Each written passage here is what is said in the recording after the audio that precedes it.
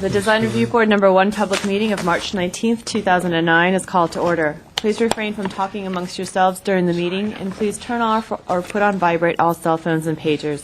If you need to talk, please leave the meeting room. Anyone who wishes to speak, including applicants, is asked to completely fill out one of the speaker cards provided at the table by the front door and submit it to staff. You will be called to present a case or speak on a specific item as desired. Anyone who wishes to be re-noticed about a project must completely fill out one of the postcards provided at the table by the front door and submit it to staff to receive notice of subsequent meetings. Current Design Review Board agendas are available by calling our Design Review Board hotline at 818-548-3171 or by visiting our website at www.ci.glendale.ca.us. A handout describing the procedures of the meeting, possible board decisions, and Design Review Board reconsideration and appeals is available at the table by the front door. Please note that all appeals must be filed within 15 calendar days of the Design Review Board decision date. The chairperson may reorder agenda items at his or her discretion. Roll call. Board Member Eliano. Here. Board Member Ellis is coming. Board Member Insua is absent. Board Member Simonian. Present. Board Member Yu. Here. Report regarding posting of the agenda. The agenda for this meeting was posted on the bulletin board outside City Hall at or before 5 p.m. on March 12, 2009. Oral communications. I do not have any speaker cards for oral communications. Chairperson Yu? Neither do I. And none for oral communications. This brings us to the review calendar. There are no staff announcements and there are no items on the consent calendar. So, we go straight to the Design Review Board agenda. Well, welcome everyone to Design Review Board #1, and we have 4 cases before us today, and I think we can move right along to Case A. Staff will present the case. Good afternoon, Mr. Chairman, members of the board. The case before you with the case #1 PDR 2000-087A, located at 3319 Mills Avenue. That a construction of 496 square foot of addition to an existing 1,428 square foot of an existing single-family, single-story residence on a 7,300 square foot lot in Argonne zone. The existing house is located at the back of the site, and on the front, the detached garage remains very big. There are 2 oak trees, one behind the garage and one adjacent to the driveway on the neighboring lot. The urban forester has reviewed the project and has concluded that although this addition would minimally encroach into the root line of the tree, but she has no objection to the construction of this addition and has provided mitigation measure to protect the trees.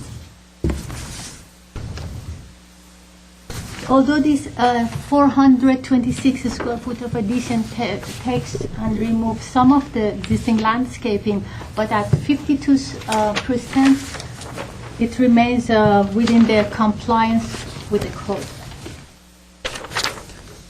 The addition is basically to the front, and it follows the same line, and it just projects the building further towards the street. But at 82 feet distance, the impact would be minimal. Also, the fact that the house and the addition are partially hidden by the garage. The height of the building currently is 14 feet 8, and there is no increase proposed to this height. To the east of the site, there is a 1-story building. To the west, there is a vacant lot. The interior setbacks will not be reduced, and only, as I mentioned, the street front setback will be reduced by the proposal. The addition creates modulation similar to the existing house, as you can see. And that helps for this addition to integrate well into the existing house. On the whole, the site plan is done well. The addition is not overpowering. It does not impact the streetscape or the adjacent homes. And the staff recommend approval of the project. If the board decides to approve this project, the draft language of decision is attached, and I can go over it. This concludes my presentation. Any questions?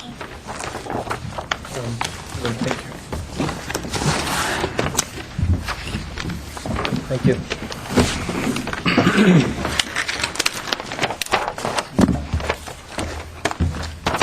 See, we have two cards for the project.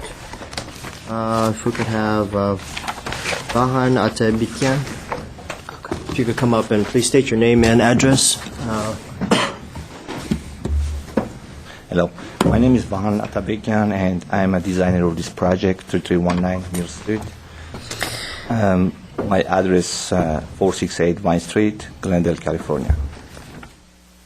The addition is 495 square feet to the existing 1,428 square feet single-family residence. And we have a huge front setback, which is 94 feet 10 inch existing, and proposed will be 86 feet 10 inch. As you can see, front exterior elevation, there is not much changes, and we try to integrate the same design to the proposed elevation. Basically, we are extending the living room and the kitchen 8 feet, approximately 8 feet to the front. But still, we're going to have a good 86 feet 10 inch front setback. There's a 2-car garage, which is going to be remain.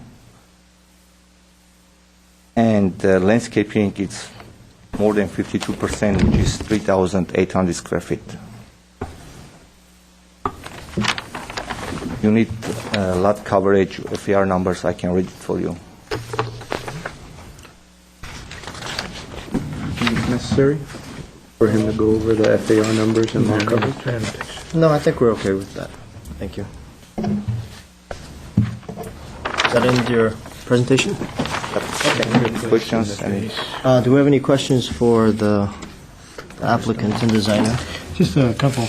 The windows that you show and the doors, those are primarily for that addition, but what's the rest of the house? Are those the wood, existing wood? Existing wood windows, and actually the new windows going to be same to match existing. Painted wood? Yes, Painted wood. painted wood. Then the front doors are what you show there, right? Yes. So you show a door that actually doesn't have, Oh, that's the main entrance door. what are those doors that you show there? The one you see, it's a swinging door for the patio. You see. Oh, the patio next to the bay window. Yes. area. That's what those doors go for. Those are swinging French And what doors. about in the front door? You don't have a picture of the front door there, do you?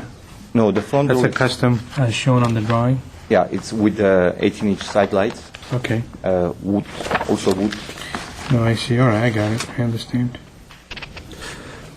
and These wood. guys. And then everything is double hung windows, right?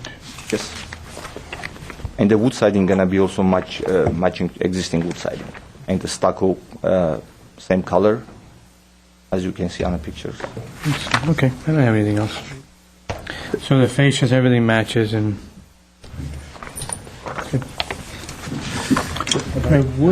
The French wood windows, or doors, we should say, are they plain, or are they going to have divisions in them as illustrated? Oh, in- there is no division. They are just they swing to outside. I see. And you have- Is it plain glass?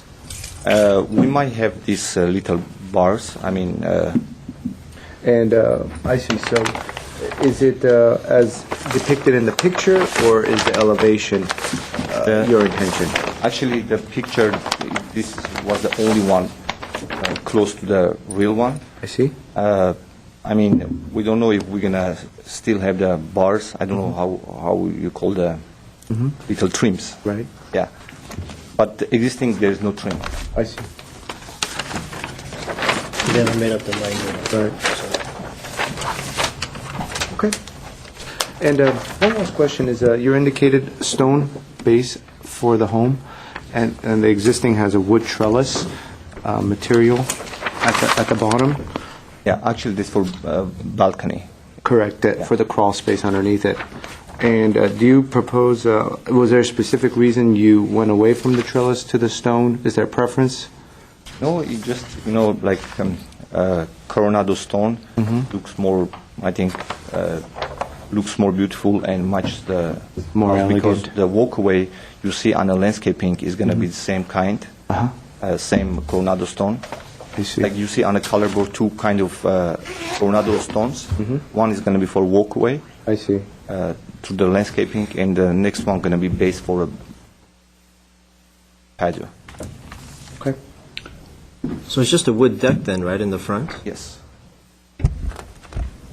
I'm not understanding the stone. There's two types shown there. You say one is for One is for walkway to the like- landscaping. ground? Yes. For Oh, okay, He's got number 6, which is this one for the ground, okay. and then he's got number 5, not labeled as walkway, so I assume that's for the building. Okay. When you say walkway, it means they're pavers. Yeah. Is that a paver material? I don't think so. Doesn't look like a paver material. It is. The Coronado, I mean, Yeah. they have separate for veneers and for paving. So this from the It's a website paver? of, yeah. Okay. So the left one is a paver material? Right one. The right one. So gray one, yeah. So you're talking about this walkway, the walkway that leads to the house, okay.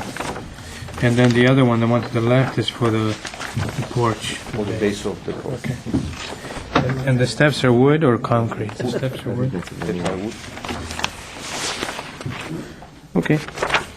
Just one last question. The roof line on the addition portion of it, did you maybe try to think about a different way of doing the roof? A roof line, I looked at the roof Just because line. now they're both coming right into the valley. That's a long cricket to put in there. You don't see any concern with that? You mean design-wise or? Waterproofing wise. For waterproofing, there's not going to be any problem. I mean, for range is too long, that's why. I mean, I just pointed out as a concern if I was a homeowner or a builder, but that's the only way to go with the roof design because of expanding like 8 feet to the front. Because we want to use the existing ridge of the roof. right. It's not the only. It's going to be, otherwise it's going to be a lot costly than if we're not going to use the existing ridge. We're just extending the existing roof. Okay, if you feel like it's the best design for. You're talking about that valley between the two That's a ridges? huge valley. I mean.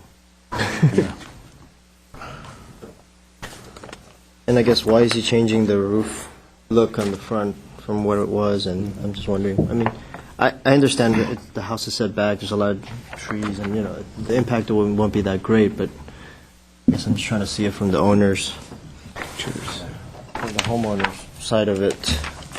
They totally have bought into that. But there is a charm about this, the existing where there's. I mean, we could talk about that later. But I'll get the next person Yeah. up.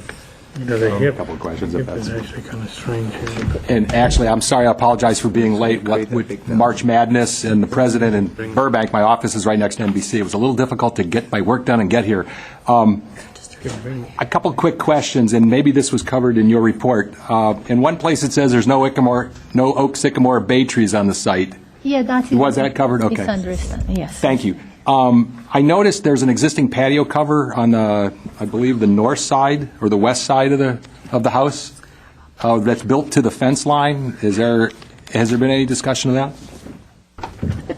It seems to be right here or right back in here. Are you aware of what I'm speaking of? It was just temporary cover. Yeah, it seems it goes like right over the fence line, and I'm wondering if that's permitted or if there's some question. Well, actually, it was like temporary, but I think it's not there anymore. But Well, it was there on Sunday when I looked at the house, so maybe it's changed since then. But that was a question I had about that, because that didn't quite look kosher. It's not a permanent construction, right? I mean, when it's It looked like a, hooked to the house and Like some trellis? poles out along the fence line, and it actually hung over the Crescenta Valley water property a little bit there. yeah, That piece. That's a trellis, right? Yes. Yeah. Right, well, okay. So it's not cover. I mean, it's not going to be there. It's not going to be there, okay. My other one quick question from the site visit was, I noticed the garage wasn't, it's got two different paint jobs on it. And is that something that will be corrected in this also? I mean, Garage, we can match the existing. it matched the existing house, yeah. Because again, on that west side, it's brown and the rest of the house is all lovely green. Yeah, you mean green stucco's color, right? We can match the same color. Yeah, it's currently a different color than the house. And I was wondering if that was part of this project also, to make sure that Actually, the garage was not part of this project, but we can Okay. match the same color. Okay, and that one, and then, was there, and again, I apologize for being late, any discussion on the roof in the front here, or was that something that you'd brought out? Yeah, we just started. Okay. We were just letting him talk, and then we could Gotcha, discuss it okay, afterwards. thank you. Thank you, sir. Thank you. Thank you. Next card that I have is for Lida Gregorian. Nothing to say. Well, thank you for filling it out. Okay, those are all the cards that I have. Is there anyone else that wanted to speak on this project before we close? No? Great. Let's close it and discuss this project. Anyone want to start? I'll let you. Start at that end, will you? Steliano, if you Yeah, could I start, don't have please. any concerns. I think, this, it's a nice little addition. I think you've done a nice job.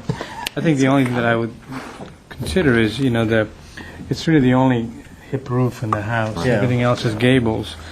And so I wonder if you could rework the roofs where you can maintain, see, do we have a picture of the existing here? Right here. A drawing of This one? the drawing. I kind of want to see the drawing.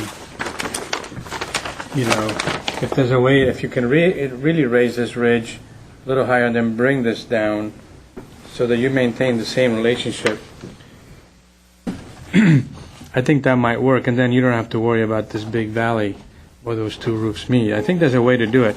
It just means you gotta raise this, because you're adding an addition here and to the front, which means that this ridge has to rise. I think there's a way to do it, that you could probably work it out. It might be more interesting actually than the gable. That's really the only thing that I have I'd be happy, signing off on the project and just sort of have that little detail worked out with the planners. But I don't think we. After we go through it, you have So- a chance to come back up. Sorry. Yeah. Other than that, I think it's a pretty modest addition. I think you've done a nice job. So, don't have any. Thank you. Would you like to go? Well, I agree. It's a modest addition. I think there's a lot of charm to the house. The existing house is quite nice. It's kind of nestled behind the garage. There's some nice trees around it. It's got a very nice color to it, and the bay window and the deck work quite nicely. So you've certainly used the existing design as guidance and as inspiration if you just pushed it out. You're proposing siding in the front, which works well.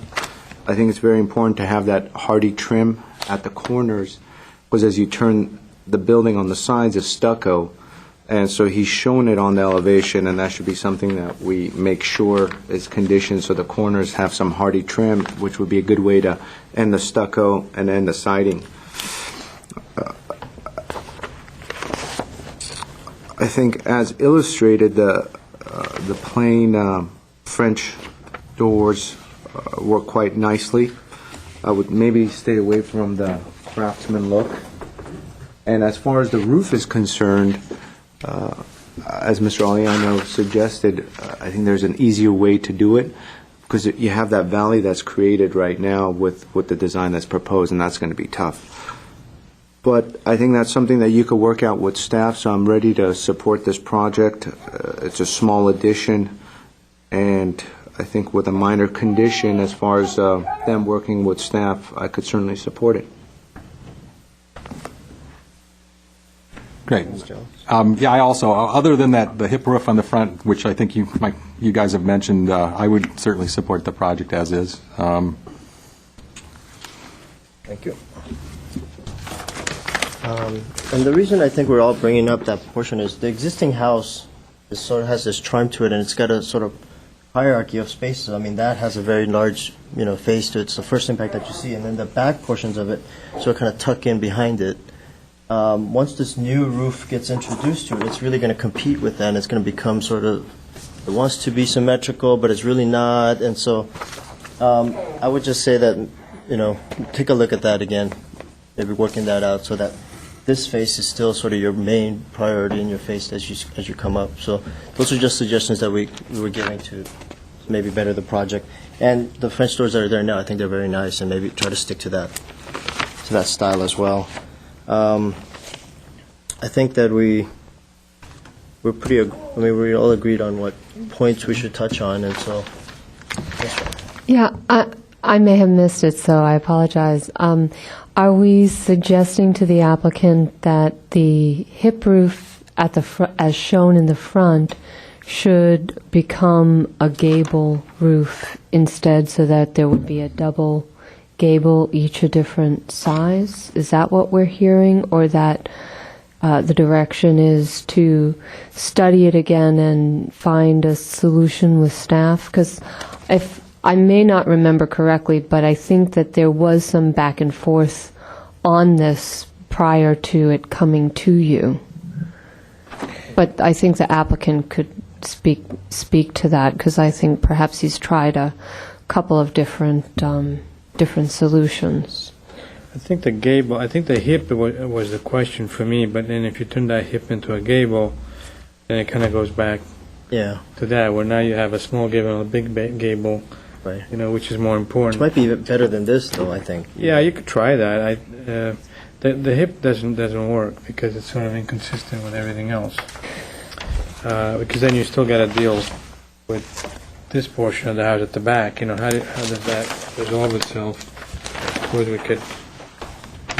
Yeah, we don't expect the board to find a solution here. I'm just raising the question if we could get a little more specific, if there is that specific idea, because I do think we struggled with this, because it's a modest addition, and the roof on the house really makes sense as it is right now and is fairly complete. So it's a little bit of a tough proposition to add to it, but we'll go ahead and do our best if that's the direction from the board. So you're saying the way they're proposing the roof, good. Well, I think that, if I recall, and again, I think the applicant may speak to this more directly, we had a little back and forth already on this and found that it was a challenge because of that hierarchical piece. It is probable that the initial version had a double gable, which seemed also a little bit to challenge that hierarchy of the one with the bay window. The flat roof didn't appear to work. So if the board has a suggestion that we can record in the record of decision, it just makes it a little bit easier, because I know that we did have some back and forth on this.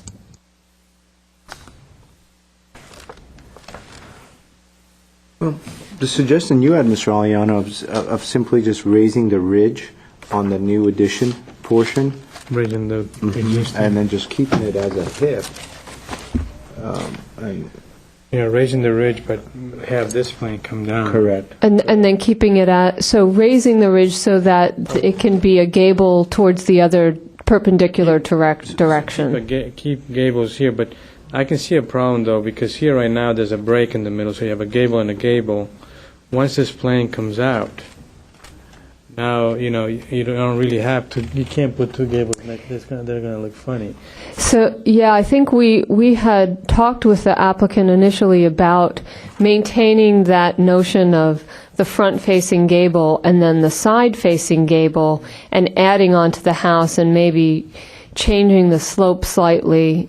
And if we can go, you know, try and find a solution like that, we'll certainly work with the applicant to do it, because I think we all agreed that the front-facing gable with the side-facing gable was the best composition for, massing composition for the home. Maybe there's a way, and if we look at the side, maybe I should work over here.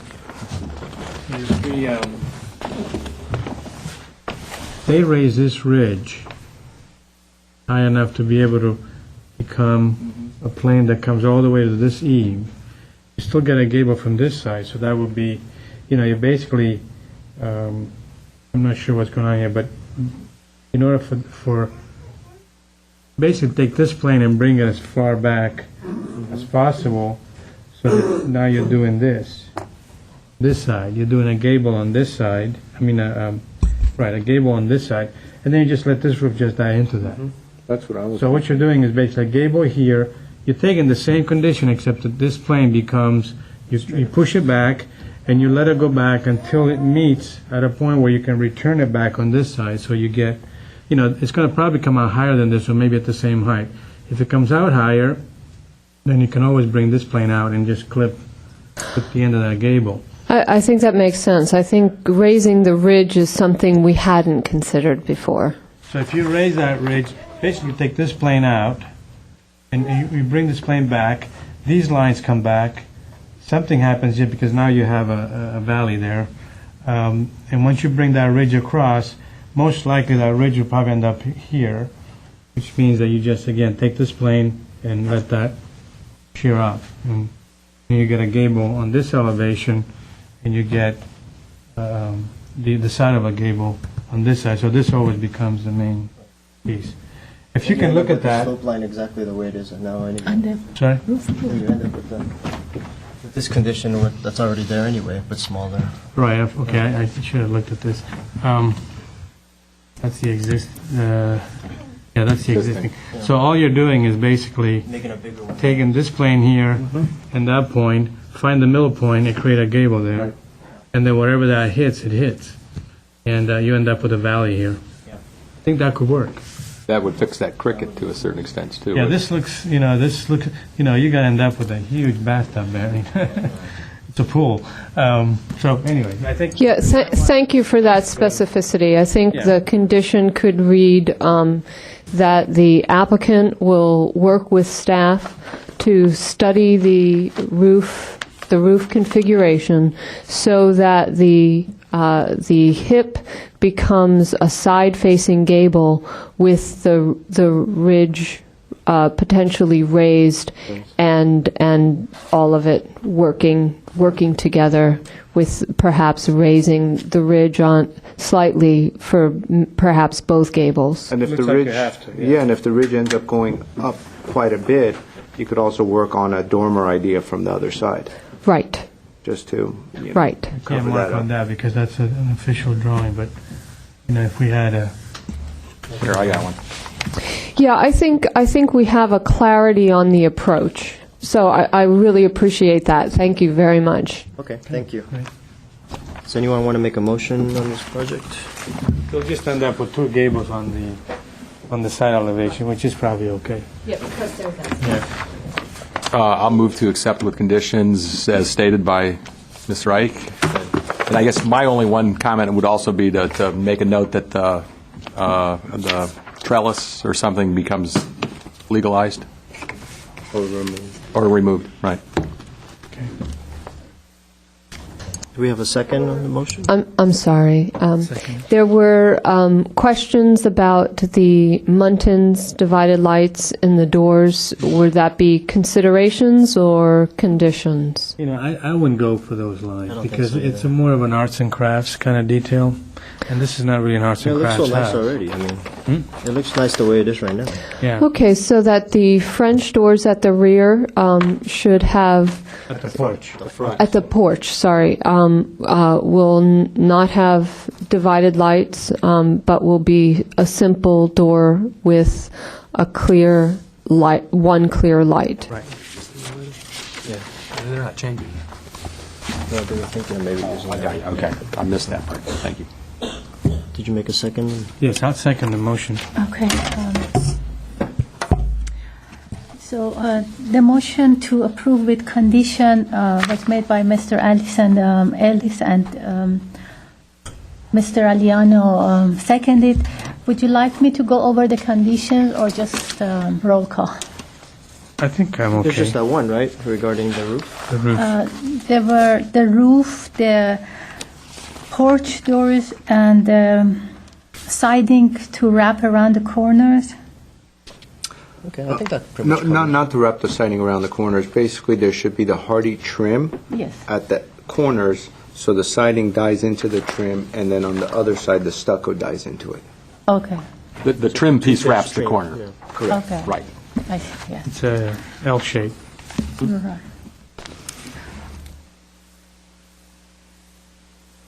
Okay. This is roll call. Board Member Aliano, Yes. Board Member Ellis, Yes. Board Member Insua is absent, Board Member Simonian, Yes. Chairman Yu. Yes. Motion passes by 4-0. Thank you. Couple of things before we go to the next project. There's a written communication that came in from Mr. Insua, and he just wanted to make a note, and maybe just to throw it out there. On the plans, it calls out, I guess, as the name of your company as Digital Architecture, and just, I guess, as a note, you know, if in the state of California, if you're a licensed architect, then you can use the word architecture in your company and in those things. But if not, you're not allowed to. But if you could just check the website, you know, just to keep you out of trouble, you know, if you're not. Okay. There's been a request also to move item C up to, as the second item, the 404 Boston Avenue. Do we have any objections to maybe moving move it that up, you mean? Yeah. Yeah, no I problem. guess the person presenting it, maybe give them a chance to, they don't have anything else regarding this, so. Okay. Would that be okay with you guys? That's fine with me.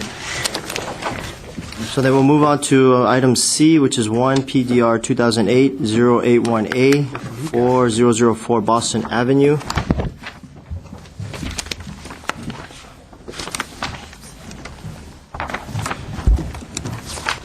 And we're ready for your report. Yes, our planning intern, Mr. James Combe, is actually making his debut here at the Design Review Board. Welcome. So, Good evening, Chairman and board members. Tonight, I am presenting 4004 Boston Avenue, located in an R1 zone, floor area ratio District 2. 4004 Boston is in the Del Norte neighborhood, an area built up largely in the 40s and 50s. It's characterized by ranch and minimal traditional style homes. The proposal is to construct a 410 square foot addition visible from Boston Avenue to an existing one-story, 1,140 square foot family ranch-style residence. On a triangular lot, the home sits deep into the property away from Boston Avenue. The addition will be added to the northern section of the house. The proposed home does not appear overly massive due to the attention to height, and the majority of the addition is out of view from the public right-of-way. The addition creates a variation in the existing hip roof patterns with the introduction of a gable roof. The combination of hip and gable roof designs appears consistent with the ranch style of this home. The existing 16-foot by 18-foot two-car garage meets code requirements for an existing home. Based on the site planning, massing, scale, building design, and detailing, staff recommends approval of the proposed projects with the following conditions. All new windows should be recessed. New windows should be double hung and provided with wood sills. Window muntins should be three-dimensional as viewed from the exterior. Window shutters should be of wood. Wood or fiberglass windows should be used. And the use of fascia boards and exposed rafter tails for the eaves should be provided in logical locations. This concludes my presentation. I will be available for any questions, but I will now give the floor back to you. Thank you. Any other questions for staff? I actually have one question. Maybe this is for the applicant about the windows. I noted, I guess none of the ones on the street are double hung. They're all casements, right? Yes. Is that right? And are they're replacing some of these windows where the new addition comes off on the side? I was looking to see, is it it's a mix of casements and double hung, and was there any conversation about keeping them casements and so they're matched all the way around the house, or?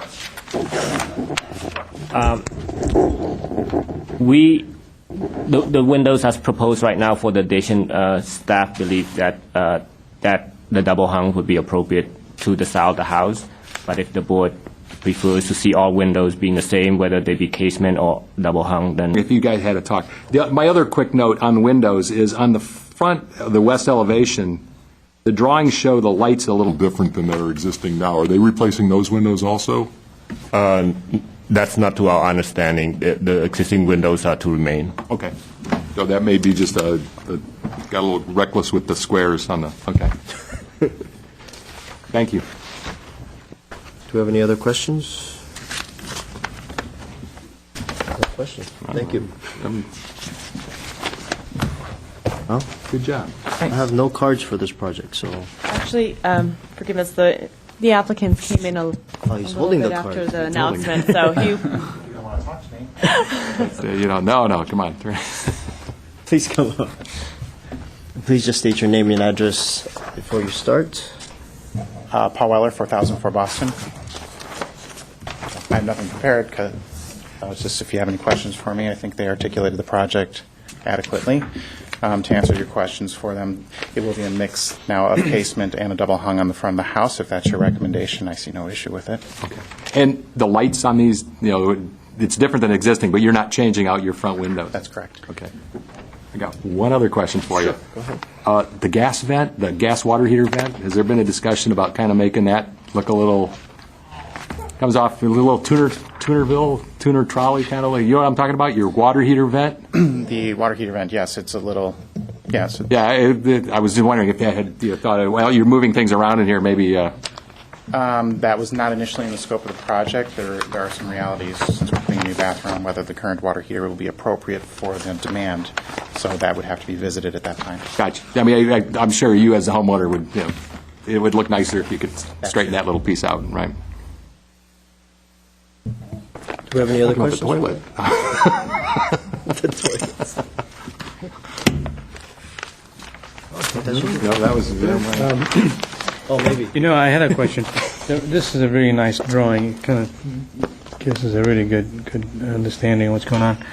But on this drawing, you're showing hips everywhere, including the little addition. But the elevations actually show a gable. Which is the one that you intend to have? That would be the elevation. Sorry? The elevation would be correct. All right. Thank you. Thank you. And one last note, that was me who was looking at your house on Sunday when you guys went for a walk and wondered who the heck that was parked in I front just of your thought we house. had a stalker. It's Yeah, okay. that's right. That's what I thought. You had that look. But we do go out and do those site visits, though. Who is that guy out front? You want to start off on this? Yeah, I think it's a very modest addition, and I thought, with some notes, I'm ready to support it. I have no pressing changes that I could recommend. Straight to the point. Thank you. Mr. Eliano, would you? Yeah, it's very nicely done. I think I would actually kind of disagree with what the elevations are showing, because it's primarily a hip roof system, and the only gable that you have right now is on this piece right here. But the rendering, this axonometric actually shows hips everywhere, and it looks very nice. I would vote for maintain the hips everywhere and not introduce a gable, because it kind of throws everything off. Plus, it makes that piece even more vertical looking, which is very narrow in proportion to what you're doing in height. So that's really the only comment. And once you do that, I guess I would probably rearrange the roof vents, maybe do them just like the rendering or the axle. I think the axle tells a really good story. That's it. I have no other concerns or questions. Thanks. That's it. Mr. Smart.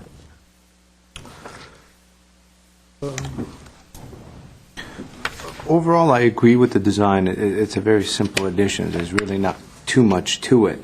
You're just pushing out, you have the property, you have the area to do it, and so you're literally expanding into it. There's some form of simplicity, I think, associated with the axle drawing or the perspective, and I think the elevations lose that simplicity. And so I agree. I think the hip roofs work much better, and they're much more conducive to the design, and they just flow well and they fit well. Whereas in the elevations create quite a bit of bulk, and if we could perhaps go with the axonometric drawing as a condition, I would tend to agree and go along and support the project on that sense.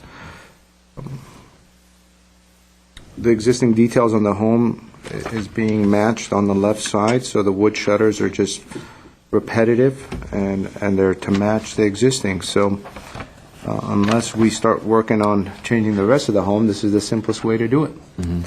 And that would be my only concern. Thank you.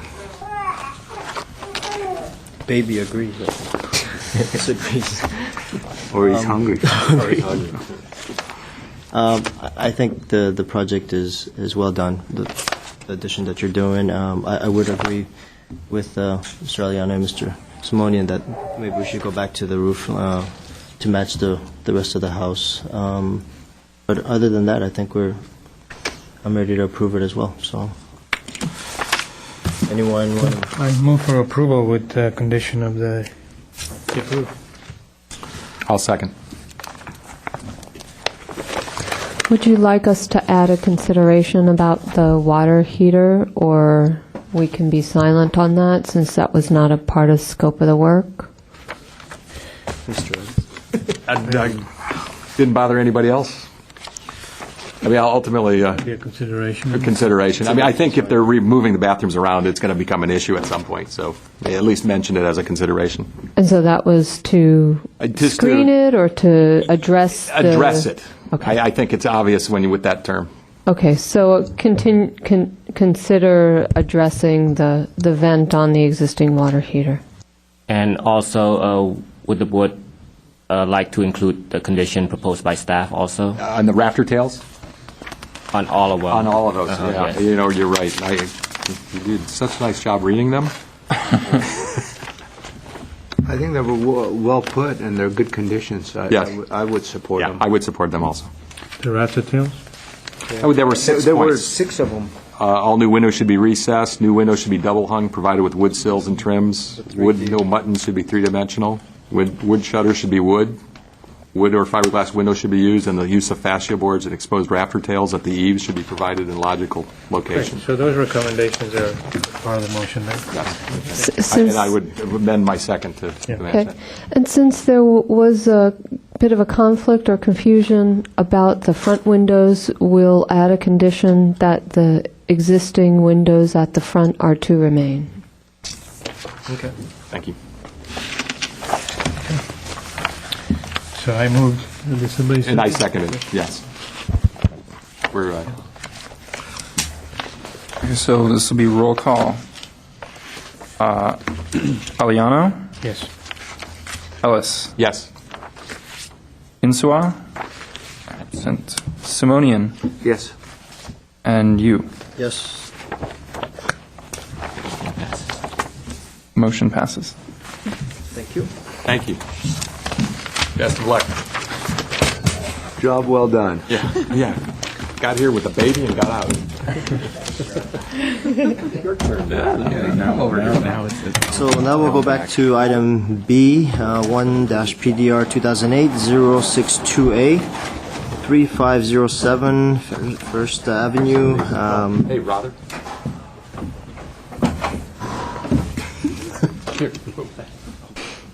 Are you ready, Mr. Rizzo? Oh, yes. No, he's working here. Okay. He's still working. Which one, I'm sorry, you're doing? B. Barista. Good afternoon, Mr. Chair, members of the Design Review Board. The next case item before you is case number 1-PDR-2008-062-A, located at 3507 Forista Street. The applicant is Alfred M. Ortiz. This project is a first-time submittal for final review.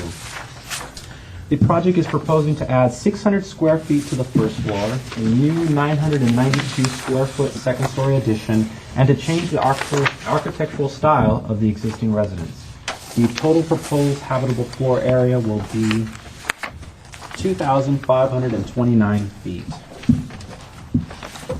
This application was submitted at the time of the new ordinance, which required story poles for new second stories belonging to single-family residents. Staff did go out, did a field inspection, and verified and approved the locations of the poles that is being consistent with the proposed plans. This project is exempt from CEQA. This project is also located in the R1 Floor Area Ratio District 2. Comments on staff planning. The overall location of the addition appears to be appropriate to the project site and neighborhood context because the addition does not extend outside the building footprint. Otherwise, the essential site plan, access and parking and landscape will remain unchanged. On to mass and scale. Staff comments are, while the neighborhood contains predominantly one-story homes, the proposed second-story addition is stepped back at the front of the house and is well articulated, thus reducing the appearance of a large project. As the addition is built within the existing envelope, the mass and scale of the residence is minimized and is appropriate to the existing neighborhood. Overall, the mass and scale of the proposed project is compatible with the neighborhood. Staff comments regarding the architectural details. The architecture of the addition is compatible and appears well designed and, while different, is appropriate to the neighborhood. Staff recommends approval with the following one condition.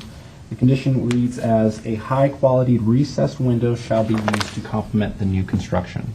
The homeowner and designer are in the audience today. I believe the homeowner also has a detail or window brochure regarding the proposed windows that he might have. We can talk more about that. And I believe that concludes my presentation. I have the photographs of the neighborhood, and also staff received one letter of communication regarding opposition of this project. Copies of that letter are as follows, and I have a material board also provided. That concludes my presentation. I can be happy to answer any questions you may have at this time. Do we have any questions for? I don't have a message for staff. I don't think. Thank you. Thank you, John.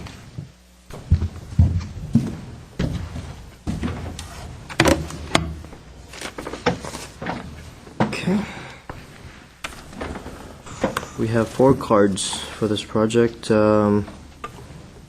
First up, if we could have Alfred Ortiz come up. Please state your name and address for the My name record. is Alfred Ortiz. I'm the applicant for 3507 Forista, and I'm also the owner. I really don't have a lot prepared at this, but I'm going to, after hearing Mr. Ellis, he had mentioned that you do make site visits, and I was very pleased to hear that. Hopefully, I don't want to put anybody on the spot or anything, but hopefully you were able to go to our site and see the lot. And with that, you can appreciate what our lot has to offer in that respect. We bought our house in 2002. We've been residents there for 7 years, and the first thing that really got our attention was the lot. And the potential of the lot. And what we did is, it was kind of weird because we were so enthralled with the lot that we kind of, having a house there was a bonus in a sense, because the lot, when you look at it, just has so much to offer. It's in we live in a cul-de-sac. We're at the end of a cul-de-sac. We're kind of nestled at the end of the cul-de-sac. The lot has a unique shape to it. It's not a very large lot, and it's not small, but it gives you that illusion that it's a lot bigger than it is. We've been living there, like I mentioned, for 7 years, and our house is 974 square feet. When we first moved in, the kids were grade school age, and we were happy with our little house on our lot and such. And now they're in high school. They're high school age now, and I think we might have waited just a little too long. But now is the time for us to expand, and we really put a lot of thought into our design. We really made efforts to stay compatible with the neighborhood. We plan on being at this residence for many years, and hopefully our children will be able to appreciate it, and maybe their children, who knows. So we really want to do everything. We're really, this is a project that we're really want to do with quality. And hopefully when you see our designs, you'll see that we did put a lot of effort, and we really want to do a job well done, not only for us, but for the neighborhood. Okay, and that's pretty much all I have to say at this moment. Do you have any questions for the applicant? I just have one question. Did you consider doing it as a one-story? We did consider a one-story. As a matter of fact, at first that was sort of our preference, because our lot allows us. We actually have a side lot to go with the area provided. Right. We have an easement. That was my next question. That was your next question. We have an easement, and so we pretty much explored all avenues to it was kind of heartbreaking, because here I am. Really championing this lot, and now I find out that the easement we have is kind of splits it in half. So what we had to do was pretty much build within the restraints or such of the easement, and our only option was to go 2 stories. Thank you. Any other questions for the applicant? Does the site plan illustrate the easement and Yes, its it location? does. Yes, it does. When we first went, we actually drew the wire schematic, and we superimposed it onto our drawing when we start doing the designing process. I can point it out to you. Please do. Okay. I may? Yes, absolutely. There's a utility. It's a utility pole right here, and it comes right through here. So, this is the whole lot here, and it just... It's 5 feet on either side? 5 feet on either side. We made sure we pretty much stuck with all the parameters. I see. Is that a City of Glendale line, or is it, are you SoCal Edison? City of Glendale. City of Glendale. Yes. So, yeah, and it kind of lines up right with the... And they're live wires up there? They're live, yes. Yeah. Yes.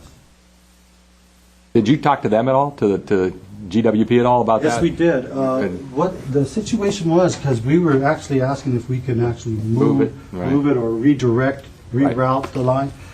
The problem is, this area here, which is all lined with trees and such, we have a fence right here, and there's a wash. Mm-hmm. On the wash, there's sort of an embankment, a slope. They mentioned that we want, the first thought was to move the pole over on the other Right. side of the fence, on the wash. It's kind of, the footing condition was a problem they had mentioned. Okay, since it's on a slope, there wasn't really anywhere where they can put guy wires and really, I guess, mount it and provide enough tension Right. with the guy wires, so that kind of eliminated. And then the next thing they had mentioned was go underground, but to whose cost, and it was like building a trench and the whole Right. thing. So, we really, because we really, to be honest, I mean, if we could get rid of that wire, I mean, we have all this. Yeah, you'd have, Oh, my God. right, yeah. Okay, They thank said you. Location, location, location Yeah, is always the... exactly.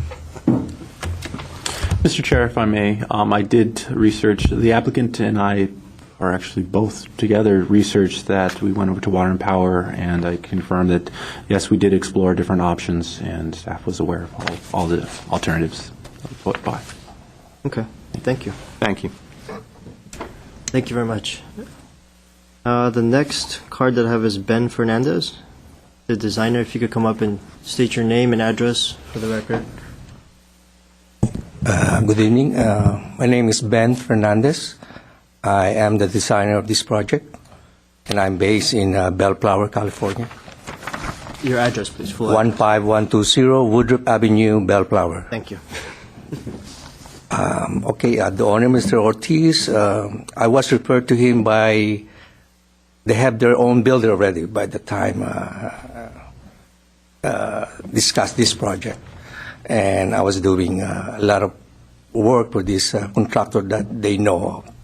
So I don't really do much of work around this area. I do a lot in Friendly Hills and Whittier, those area, Lakewood, Long Beach area. So, but anyway, this is a good area. It's a challenge for me. And then I take a look at the space, the area itself, and it's really nice. It's a cul-de-sac, and landscaping is really gorgeous. I mean, it's like the feel of a country. So what I was able to come up with was considering the space they needed and the architecture of the neighborhood.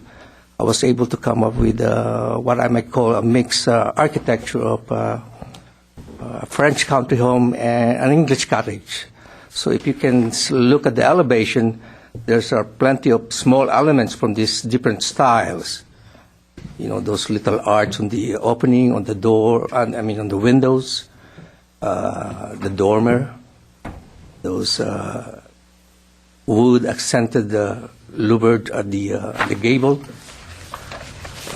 What is this? Planter box, and the distinctive stone at the exterior is the one that set really the unique layout. If you take a good look at the front, I think that's the one that's really I really love that idea, doing that. So, but the rest of the house is really mainly stucco, and also the big challenge, just like what the owner was saying earlier, really is the easement. I mean, I could have done really a good one-story addition with that lot of size, but we have to go up, and that's the only option. And they said they need, at least 2 or 3 bedrooms. So that's what I concentrated on the west side of the lot, which is really, if you can look at the elevation. But creating this plan, it's really very modest, I think, in size, and it's not excessive. So, in the way I think I presented this one will be really a good addition for the neighborhood. Thank you. That's all. Thank you. Thank you. Any questions for him? I have a couple of questions. First of all, your drawings are really quite beautiful. Thank you, sir. Very nicely done. I had a question. Have you considered, because I'm looking at this section right here, Right. and just in section, there's something strange about it. The way this does this, and, you're creating these conditions back here. Okay. Have you considered taking this whole piece here and sliding it far back enough where that wall actually could end up here, so that this ends up being just a shed roof? You have this wall actually coming up, and then your gable actually starts, and you end up with another smaller roof here. That's a consideration. One consideration, to just put it as far back as possible. Now, the other consideration, I think I'm not sure if that has something to do with this line, the power line, and whether you need to keep a certain distance. Right. But can this be flipped? Can this piece go here, or even pull this back enough so that at least you have some distance to those cables? So in plan, if I look at the second floor, you're not really changing anything here. You're just taking this piece here and either sliding it or flipping it so that you end up here. And again, if the power pole is an issue, perhaps that could be stepped back a little bit. And what I'm getting with this is that, once you do that, this elevation here now becomes a little bit less massive looking, and it also kind of meets some of the needs of the neighbors, because there is a neighbor next to here, where if this were stepped back, pushed back a little bit, even just a few feet, I mean, if you can't move the whole thing over, even if you just move it in the center or something, that would give enough relief here where you could really relieve a lot of the pressure on the neighbor because of the mass and the lighting and all that. So can you answer that question? Well, I mean, considering that really in the first phase of my idea, the easement, the power line really is the one that's limiting me to go farther down. If you look at that, the elevation with that roof of that new family room. Why don't you come up and point to it? And show us. Thank you.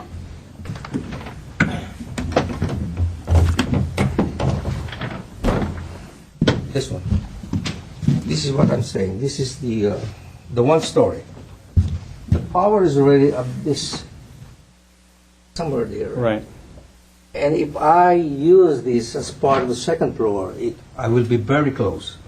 And I probably will come up with some kind of a step wall design just to be away from that power line. And this is my only assurance that I can really build the second story to be away from that power line. But here's where I'm. Yes. This elevation. If you take this piece here and slide it over just a few feet, you basically have this roof plane. Allow this roof plane to sort of do this. Okay, I know what you mean. And just move this far enough so that that is there, which allows you to basically create a little notch there, which would be right here.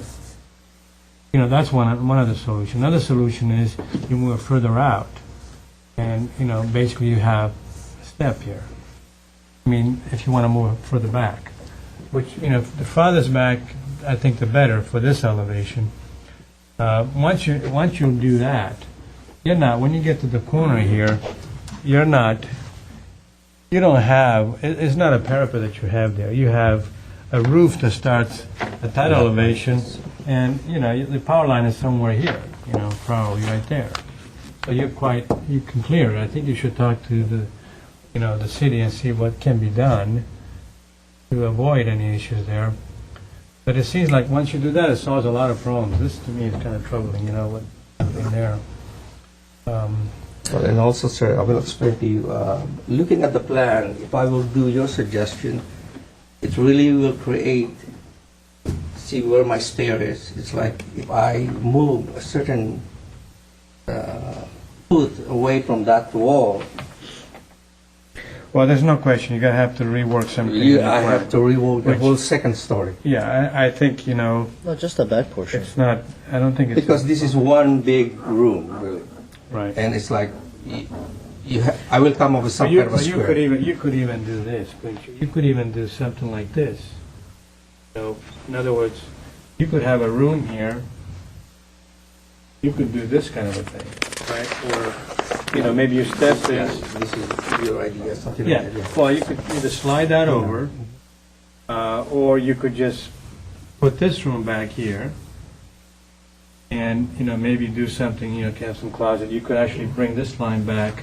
So you're still far away, and then you actually the back piece right here. This is actually step back. You'll have some kind of a roof that actually could run across here. This piece could wrap around. So you're pushing this back. I mean, you could slide it over, or you could take this guy, push it back, and put more space back in here. So in your suggestion... See, what you're doing is you're putting all the void, all of this sort of that's area that has less impact, you're putting it on the side of the property that, could absorb more impact because there's no residence on this side. There's nobody here. So you want to kind of... I think there's possibilities. I just ask you. With your suggestion, what is acceptable to you if I eliminate a portion of this second floor? It's up to you how you want to deal with it. I think you have to rearrange that second floor. But I think the solution is there are possibilities here where you could have the house that, your client can have the house they need to have, respect the power line, and also be sensitive to the neighbors, because, once you build a mass like this, you can imagine this courtyard here is going to be, in the morning, there's not going to be any sun coming in at all. So I'm just trying to sort of find a middle ground where everybody's happy.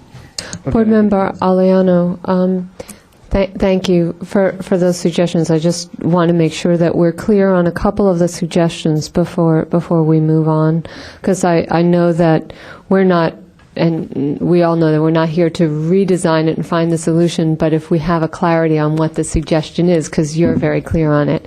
So the intent is to relate better to the property next door and the open space that they have, so as not to have less of an impact on those relating properties by shifting the second floor over somewhat from the, I guess it's the west elevation. And if there is potential to shift that over as you were initially suggesting, are you also suggesting that might become one continuous shed from the ground floor to the second floor? Okay, that would be an unusual condition, and since I visualized it, I just wanted to double check while we're here. They could do a shed, and they could also put a little gate, like they put a little door. That's right. They could, and that would be, and I know you can do that. Yeah, You can give it a character. Yeah, we're not concerned that the applicant would be able to carry out any number of these suggestions well based on what we've seen and working with the applicant team. So shifting it back, and we understand that there are the considerations of the easement, but just so that we're clear on the why, and we know that the applicant will be able to figure out the what. Right. And also the thing that we talked about, I think you might have, is it doesn't have to be this moved over. It could also be a combination. This could also be, utilize this corner more and cut this back, whichever, There's some flexibility. And thank you for all those I have a couple of suggestions. cards, so maybe, let's save some of those Yeah, comments. these were just questions, but we ended up having a discussion. Boy, that was a heck of a question. Questions for him? I don't want him to just... Mr. Chair. Let's get through these cards first, and then, we'll bring you up if we have any. Thank you. Thank you. Thank you. Thank you. The next card we have is Jean Macaluso. If you could just state your name and address for the record. Yes, thank you. My name is Jean Macaluso, and I am the owner of 3513 Fairesta Street. We are the neighbors to the west, and I would like to register my strenuous objection to a second story. And before I state the reasons why, I would like to say that I regret not being able to register this objection earlier, but I was away over the holidays, and this is when we came back, it was the first time that I saw the timbers rising in the neighbor's yard. And we did speak, and I understand the constraints. We live on a very quiet cul-de-sac. There are only 8 houses. There are 3 on the side where we live. We live on the north side. 4 of the 8 houses, including my own, have had additions, and they are far more modest than this one that's proposed. But it just so happens that my house and the Ortiz's house is, the 2 houses have identical footprints, and they're oriented in the same direction. So when we did our addition, which is on the west side and projecting into the back, I understand why they wanted to do that, given the shape of their yard on the east side. However, by looking at the timber uprights that are standing in their yard, you can see that they touch the tops of the trees. So standing in my yard and looking up is like having a skyscraper next door. So that while it may be aesthetically pleasing from the street, it is not satisfactory from our point of view. So my objection is not to the design, it's not to the aesthetics, and it's not really to the amount of square footage, although I dispute the board's belief that it is consistent with the rest of the neighborhood, because by my calculations, the largest addition, which is also on our side of the street, is somewhere between 16 and 1,700 square feet total, because it just sold. And so... Gene, that's not addition, that's the... Excuse me, we can't have cross-communication. Total square footage. And so I dispute that point, but I won't go into it. What the 3 or 4 objections are: first of all, that the sun rises in the northeast corner at the back of their lot and would cast our yard, which is totally open to the sky, in shadow for most of the day, if not all of the day. The second objection would be that fact will change the microclimate. The Ortiz's backyard is very lush because it's shaded. Our landscape is water tolerant and drought tolerant because we've chosen to go that way, but also because we have so much sun. So it would really significantly change our microclimate and then cause us to have to shift our landscaping significantly. If you could just get to your last third point, is please. that all 3 houses on the north side of the street at present enjoy almost total privacy from one another, which is very unusual because they're small homes and they're very close together. However, with this addition, we dread the fact that our privacy will be significantly compromised by being overlooked by the proposed second floor living space. And then the fourth objection is basically that by my calculations, their addition would, with the second story, would be 30 to 40% larger than the 4 houses with additions. I really regret having to do this because they're fine, wonderful neighbors, but I am asking that the board consider restricting the building on the west side, and even your proposal to move the second story to the middle of the backyard. I'm sorry, but your time is up. If you could wrap up, please. And I'm wrapping up now, is still going to significantly impact our privacy, and I would ask that you consider other alternatives beside the second story, and let that be their constraints for the architect to redesign the project. Okay, thank you. Any questions for the neighbor? No, thank you. Thank you. And the last card is from John Atsave. Yes.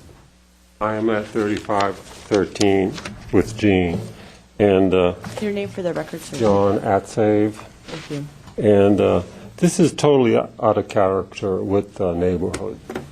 You're adding 1,600 square feet, adding 1,600 to about 900 and something square feet. The biggest house in the whole neighborhood is in the neighborhood of 1,600 square feet. How can this be? This is huge compared to the other houses. And there are other houses in the neighborhood that are at 900 square feet. This is totally out of character. In addition to that's the main point. Okay? And it's on the north side of the street where, it's quite an elevation.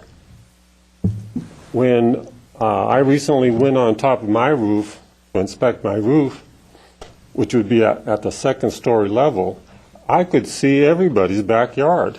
Nobody had privacy.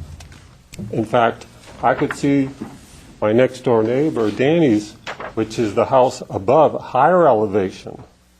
Not the same elevation as the north side where we are, but higher elevation. He has a swimming pool. I could see his kids. I could see everything. So this is really a privacy issue also, in addition to being totally out of character for the neighborhood. The privacy issue, when you stand at the fence, you're looking up right there at the second story window there. No privacy at all. So Those are the two main objections I have. Okay, thank you. Thank you. 2-minute rebuttal for applicant. Would you like to come up and, you have 2 minutes just to, if you could state your name and address My again. name is Alfred Ortiz, 3507 Foresta. First of all, I myself I am a private person, and I enjoy my privacy. I don't want to infringe on anybody's privacy. And way the west elevation is, the only time we would really be infringing on their privacy is if we had a window there.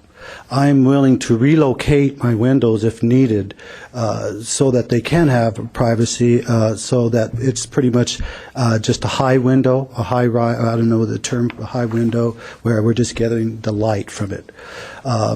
As things are now, there is no privacy because there's a brick wall between our houses and they can look into our yard anytime. As a matter of fact, their house is a little bit more elevated than ours, and once they walk out their backyard, they look to the right and they're in my yard. Okay, so, and if you were to, since we have the same footprint, if you were to get on the roof and look at our neighbor from behind, which is, if you stand on the peak of the roof, you're going to be able to see the other neighbor's the backyard. But if you're basically at your standard ceiling level, which I've been, you can't see. His fence in the back is about 20 feet high, and you're not going to be able to see over to the neighbor's house unless you spend a lot of time on the roof. Third, and I don't know, I'm not sure and I don't know what their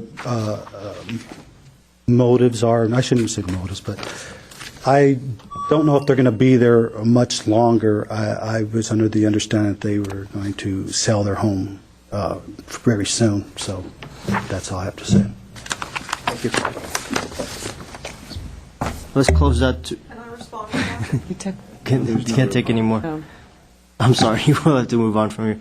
Let's close the public session so we can discuss. Mr. Simoni, if you could start us off on this project. Sure, I'll take a stab at this one. The privacy issue is actually something that's come up quite a bit. There's been a lot of discussions and a lot of studies done on privacy and view. And in fact, Mr. Tim Foy, I wish he was here today, would have elaborated on it quite a bit. We've actually had meetings with staff about this subject. In fact, it's gone all the way, and these discussions have taken place at the city council level as well. The findings or the understanding has been, and the determination that's been made by the city, is that there's primary spaces and then there's secondary spaces. A primary space is something that occurs on the ground level, say kitchen, living room, family room, a space that's used all the time. And then there's a secondary space, such as a bedroom, where it's used limited portions of the day, in the evenings or early in the mornings. The determination that's been made and the discussions that have occurred on a staff level is that the bedroom, which is a secondary space, even though it's on the second floor, does not really obstruct or get in the way of privacy as much as a primary space would, which is something on the ground level. What we have here is a situation that directly deals with that issue at hand, in that we have a second floor addition, and that second floor addition comprises of a bedroom which overlooks onto the adjacent property owner. And so what staff has directed us, and there's been some findings, as I said, it's been determined that a secondary space such as a bedroom will not cause as much of a privacy or view issue as a primary space. That said, this board has authority and a responsibility to control mass and bulk. And so we look at the privacy view issue on one hand, we look at mass and bulk on the other hand, and we judge a given design to see how compatible it is with a given neighborhood. We also assess hardships associated with a specific site. This site has hardships. It has a utility easement that goes through it, and I personally have not done any research on it. I would imagine it would be quite difficult to bury those power lines, and even so, there's still going to be an easement above it. So even if they buried it, you still have an easement over it. You can't build over it. And so this lot is different than the other lots in the neighborhood in that it does have an easement. And so if they want to enjoy the rights associated with their property, which is an addition, there's really one place to go, which is up.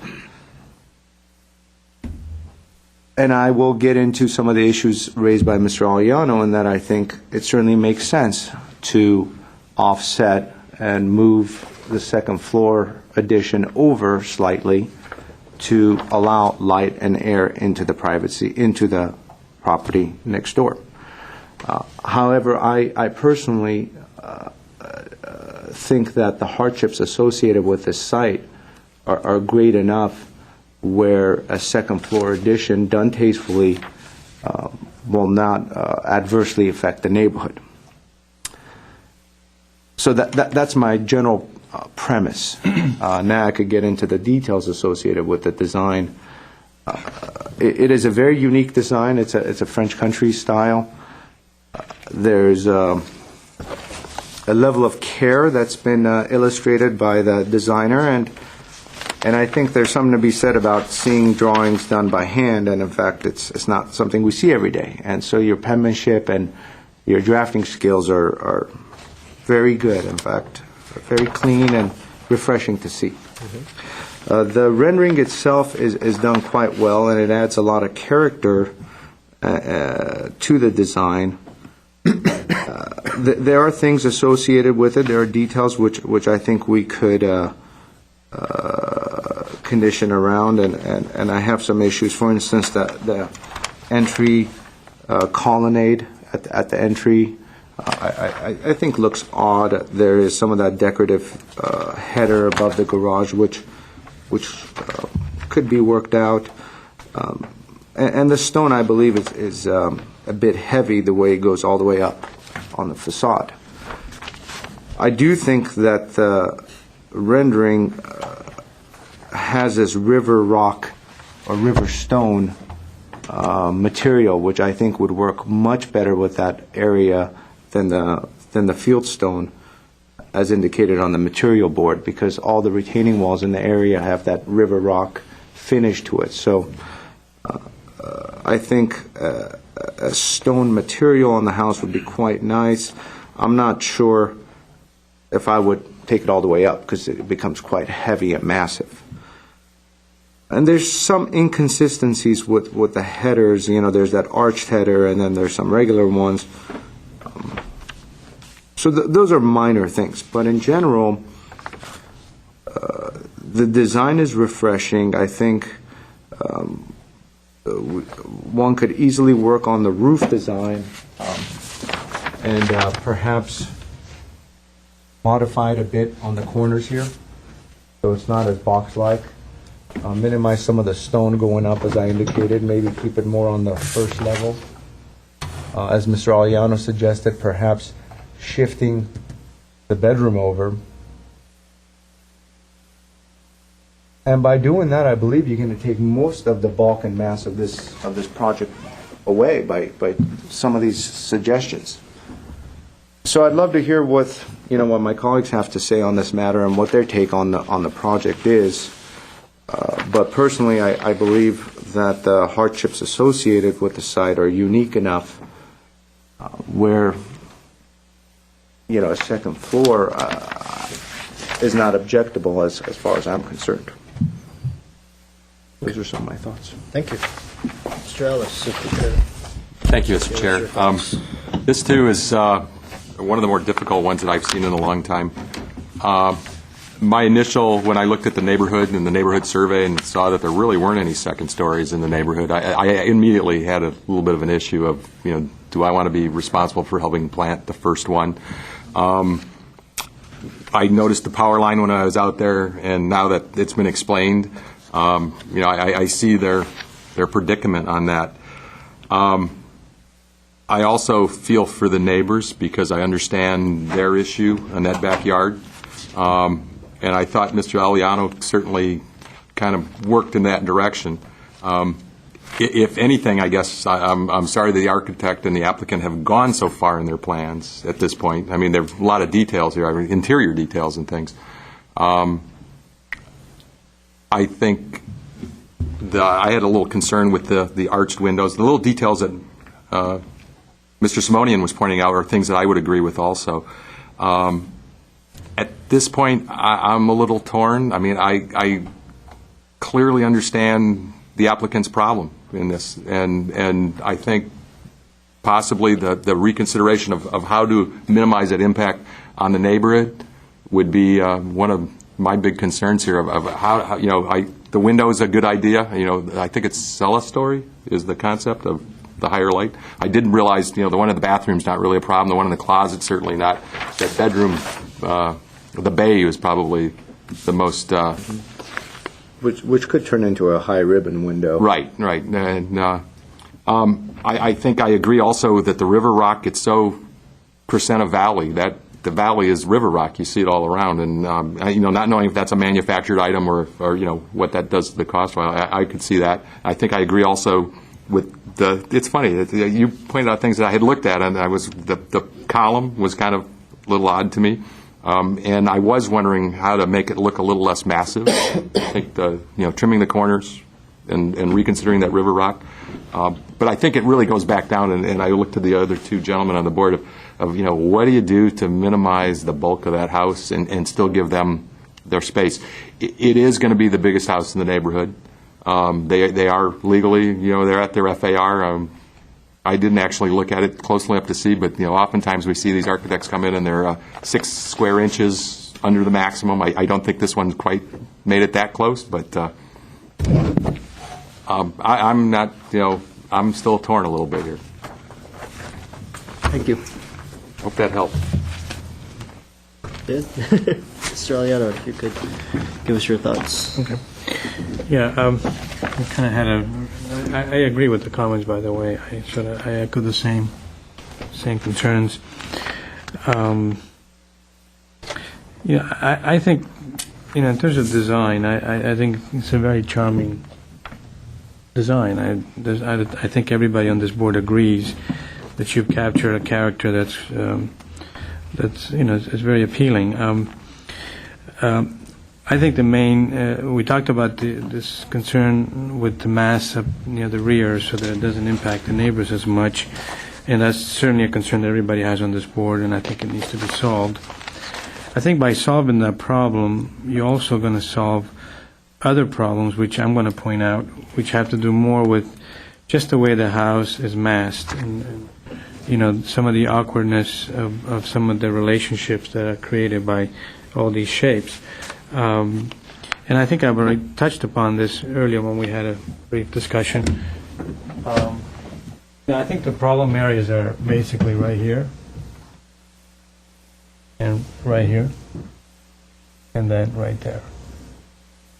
And I think by addressing, not only are you addressing issues that the neighbors are bringing up to solve their needs, by addressing those issues, you're also going to solve aesthetic issues with the house and massing issues with the house. So everybody kind of wins. And I think you as a designer, you need to look at these things, because I know that you're quite talented and will be able to achieve something that everybody's happy with.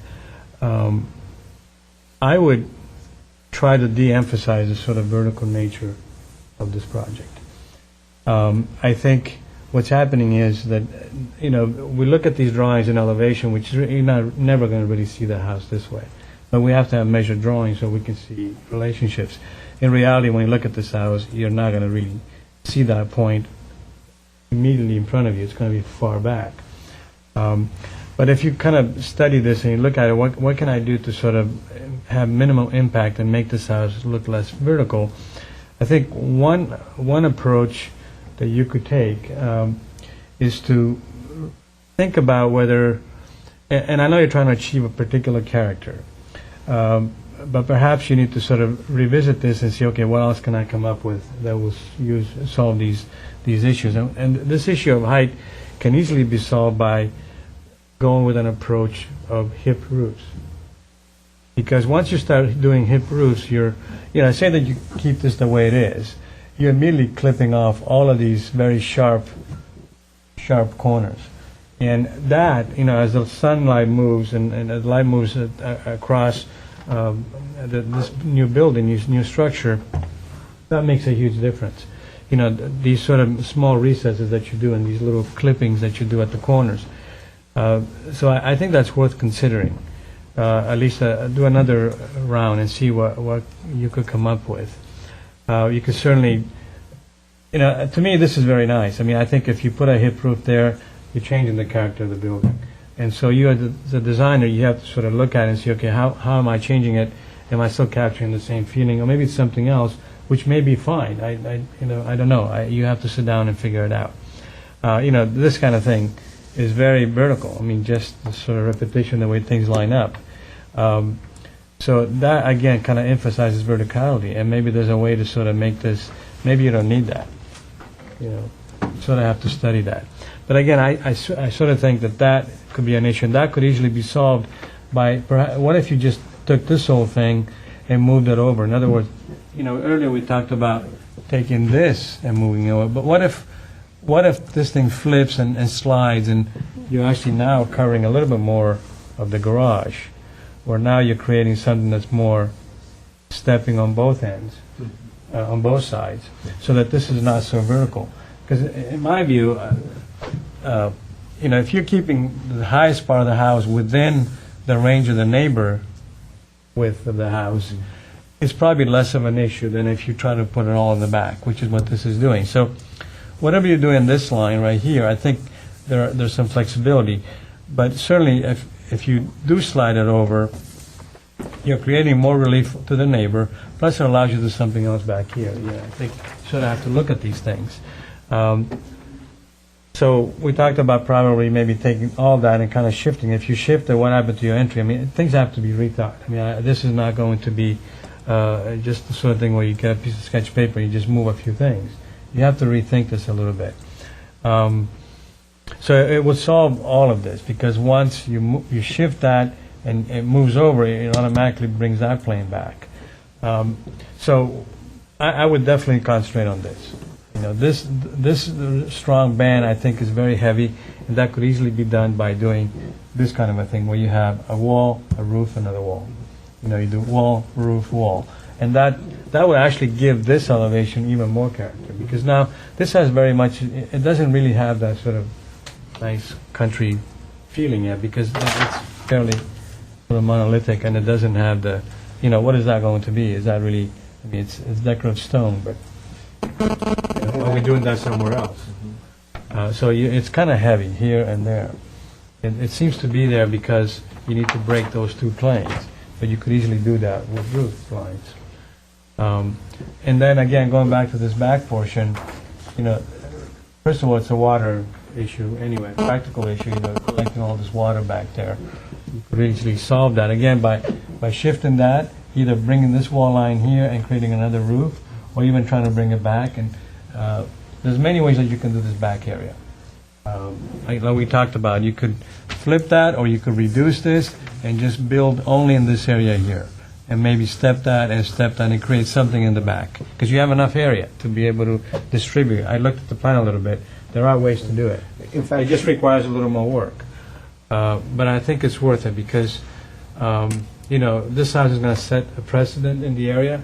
There will probably be other second-story houses in the area, there's no doubt, because if it's allowed to build a second story, we can't really deny it. What we can do is build it so that it doesn't create such a huge impact. So the applicant has every right to do this, to do a second story, that is. So I talked about this, I talked about that, I talked about the other piece here. The last thing I want to talk about is the entry and the stone.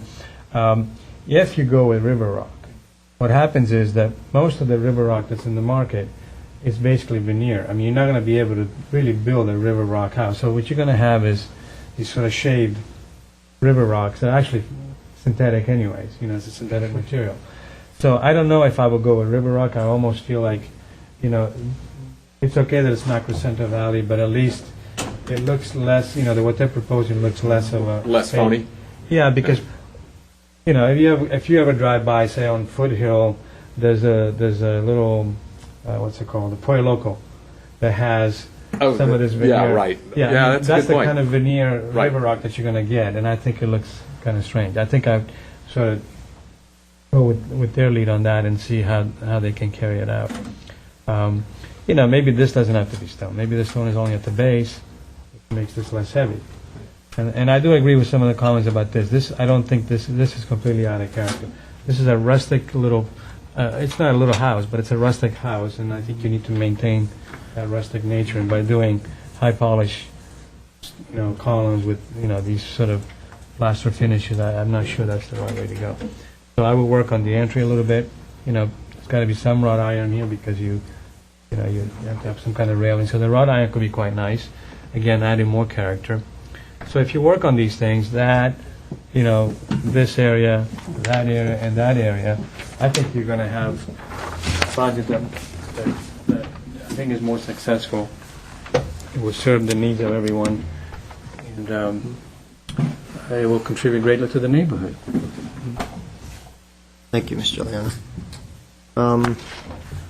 I think a lot has already been said about the project, and the only thing that I would add is that I really don't have any objections to the look of the house, the materials that you're using, and the way that it's composed to a certain point. I think it's just looking at it as an overall concept of where you're going to add in that lot is sort of where it started going in the wrong way. Because just looking at the elevation, the front elevation, if per se, and this is just conceptualizing, if the whole thing was mirrored and you're looking at a one-story on this side and then going to a two-story on the other side, it's probably going to be approved today with some minor things. It's just that you're encroaching so much on the neighbor on the second story. And I have no objection to you going to a second story. It's just that the style that you've chosen with the roof lines being so steep, also it adds to the height of it. And you're looking at about 27.5 feet on that side of it. And so it is sort of daunting as you're looking at it from the neighbor's side. And so we're trying to provide ideas in how to set back second story without getting you too close to the power pole. But, there's a delicate balance that happens there. And so I think if you could find that balance, I think we'd be okay with the project and the look of it. As you can see, the architecture and the look of it has gotten a lot of compliments on the board. It's just the massing and how it's sort of leaning so much to that neighbor's side that we're troubled with.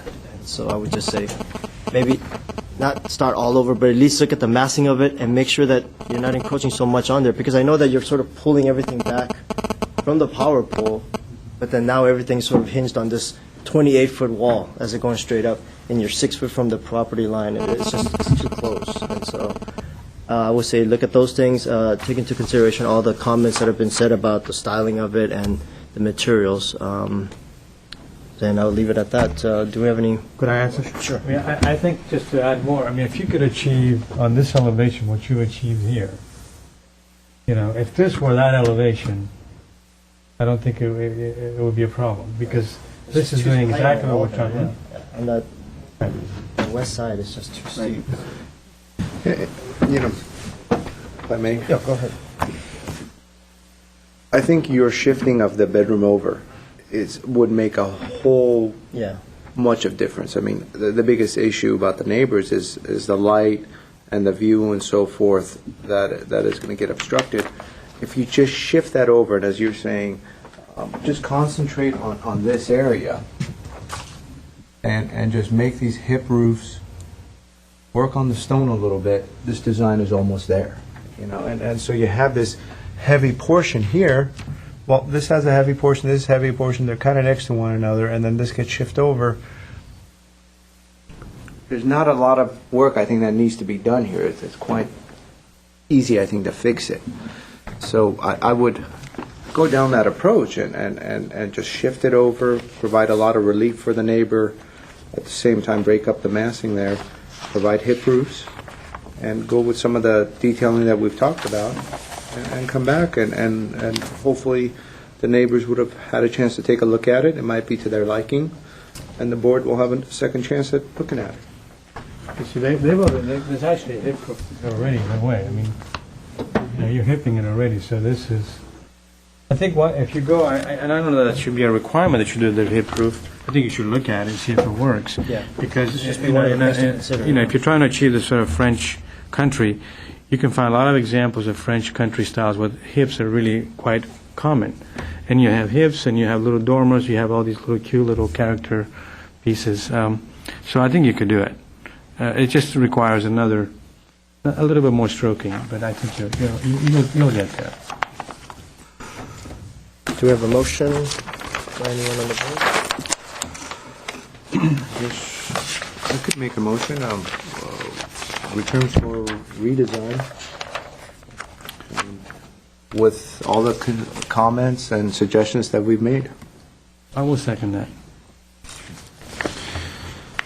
You got all those notes? If I may reiterate some of the highlights of those notes, definitely, mostly the board focused upon setting back the addition. Believe the applicant has a clear direction. I can work that in later, but I do have some comments regarding minimizing the stone. Is that something to also include? The window proportions. You mentioned that the headers were slightly inconsistent, arched versus rectangular headers. Is that something that the board will also? I mean, I obviously spoke about it, and Mr. Ellis commented on it. And I actually really like the arched windows. It was just maybe a reconsideration of how you mix them or use them. Exactly. I mean, and I think as they're going through it a second time, just to be more some of those consistent. issues will get ironed out. Right. I can't tell you what I don't like about it, but I can tell you it jumped out at me. Okay. Another comment I heard was to minimize the vertical nature of the home. Is that something that we'd like to include in the record of decision? I think by simply reworking the roofs with hips or possible hips and shifting the massing over of the bedroom, some of that verticality might get diminished. Okay. And to rework the front entry. Possibly the same. To less massing. To less massing. Less massing, right, okay. Yeah, if I could clarify a couple of items. At the front entry, I think we heard that the front entry should have a more rustic quality, more consistent with the rest of the house. Is there agreement on that piece? Regarding the stone, that it should, as much as possible, be authentic veneer stone placed on the ground floor and not on the second floor element. Is that a correct? Consideration. And that's a consideration. One thing that I wanted to point out, because we'll be working with the applicant before they come back to you, we've noticed recently another application in the same area that has proposed, because this may be completely different than this site, but I just wanted to throw it out there so that it's a possibility that the applicant can study. In another project in that same area is proposing for the excavation that they need to do on the site to dig up because there is a lot of the actual river rock in that area. I'm assuming that some excavation will need to be done here. There may be a potential, because there's not that much river rock really used on this elevation, there may be a potential to utilize what's actually on site as it has historically been done in that area. So I just wanted to throw that out there as a possibility to be considered. The hipped roofs, I believe we heard as a consideration. Board Member Aliano, we're not as familiar with this country style with the hipped roofs. Let's take a field trip. Southern France. Well, I mean, There's California. Here we go. If you want local, all you got to do is just drive into certain neighborhoods of Pasadena, Okay. and you can see a lot of hip roofs. Okay. Sort of a character similar to this. I mean, it will be different because, a hip and a gable are quite different. Has a very different feel. But to utilize potentially different roof forms to help reduce the massing. And we did hear clearly the intent to shift the mass over as much as possible from the eastern half of the lot, potentially even to over the garage, to minimize the impact on the eastern property. And there were a number of ideas thrown out that we may or may not include in the record of decision for clarity. Okay. I'd like to comment just on the River Rock. Thank you, Mr. Aliano, for pointing that out. You're right. The Burger King precast half rock was not what I was picturing in my mind. That's what will end up getting used. Yeah, right. Okay. Yeah, no. And, unless they could do, what you suggested, they could. I've seen examples where actually you mix the river rock with some of this more, more cut stone. Perhaps the corners could have more of this sort of organic, where the boulders, you can actually get the rocks and stick them on these corners, create more these sort of, That's right. And the suggestive quality of the drawing that's been noted, that it's really well done, also may even suggest that mixture of materials. We did hear that the arch windows are okay as long as they're consistent, to be consistent in using those elements, and that the stone, I guess you would call it wainscoting, or that trim at the floor level is inconsistent, and to remove it and utilize a break in the massing, as we discussed, in order to find that horizontal line. So we just wanted to clarify all the points, because there were a lot of them for the benefit of the applicant as we move forward. Thank you. And the windows were meant to be wood, right? Or what were the windows? yeah, I thought there was that comment was in there, wasn't it? This is a really nice drawing. It kind of shows. We don't have that up there, but You're the only one who got that. Yeah, we didn't get They them. like you better than us. Yeah, I'm not sure You got your packet, huh? I've never seen it either. Look. The applicant is so skilled that he did it while he was waiting to come up. it's very nice, but you can see from this drawing that everything is kind of shifted that way. And if you could reverse that, even just a little bit, I think you'll end up with more success, because all of this nice open air, I know there's a power line right here, and I'm not saying you got to bring it all the way to there, but it looks like you could, because the power line is back here. The only really critical area is back there. So if you were to shift, even just try to flip and shift, you could kind of create a different kind of balance. I think it would be worth looking into. Because the key's in the second floor, obviously, As far as the windows, I'm not sure we were clear on it. There's a condition in the report that recommends that they're high-quality recessed windows. We would suggest that in lieu of wood, fiberglass could be used, and not aluminum, not vinyl. Absolutely. Wood would be the preferable, but fiberglass, right. Same fiberglass, right? Right. With three-dimensional muntins recessed, and with wood sills and trim. Okay. So we still have the Okay, motion and a second, I believe, and those are the notes. Mr. Simonian made that motion. Yes. And then seconded by Mr. Aliano. This will be roll call. Mr. Aliano? Yes. Mr. Simonian? Yes. Mr. Ellis? Yes. And Mr. Yu? Yes. Motion carries 4-0. Thank you. Great. Good work. Thank you. Would you like to take a break or continue on? We can take 5 minutes. Yeah. Want to take 5? Is that okay? Okay. Let's take 5 minutes. 5 minutes it is. There you go. Do I need to Recess. recess? 5 minutes.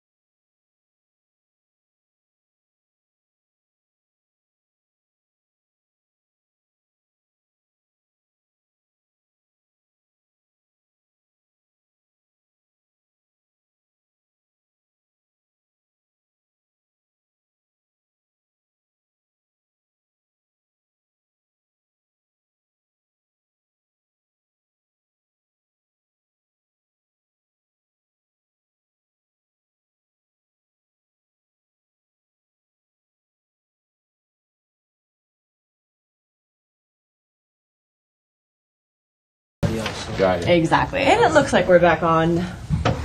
So, good Welcome back evening. from our recess. Chairman, you, board members, this is the last case on tonight's agenda is case number 1-PDR 2009-006A.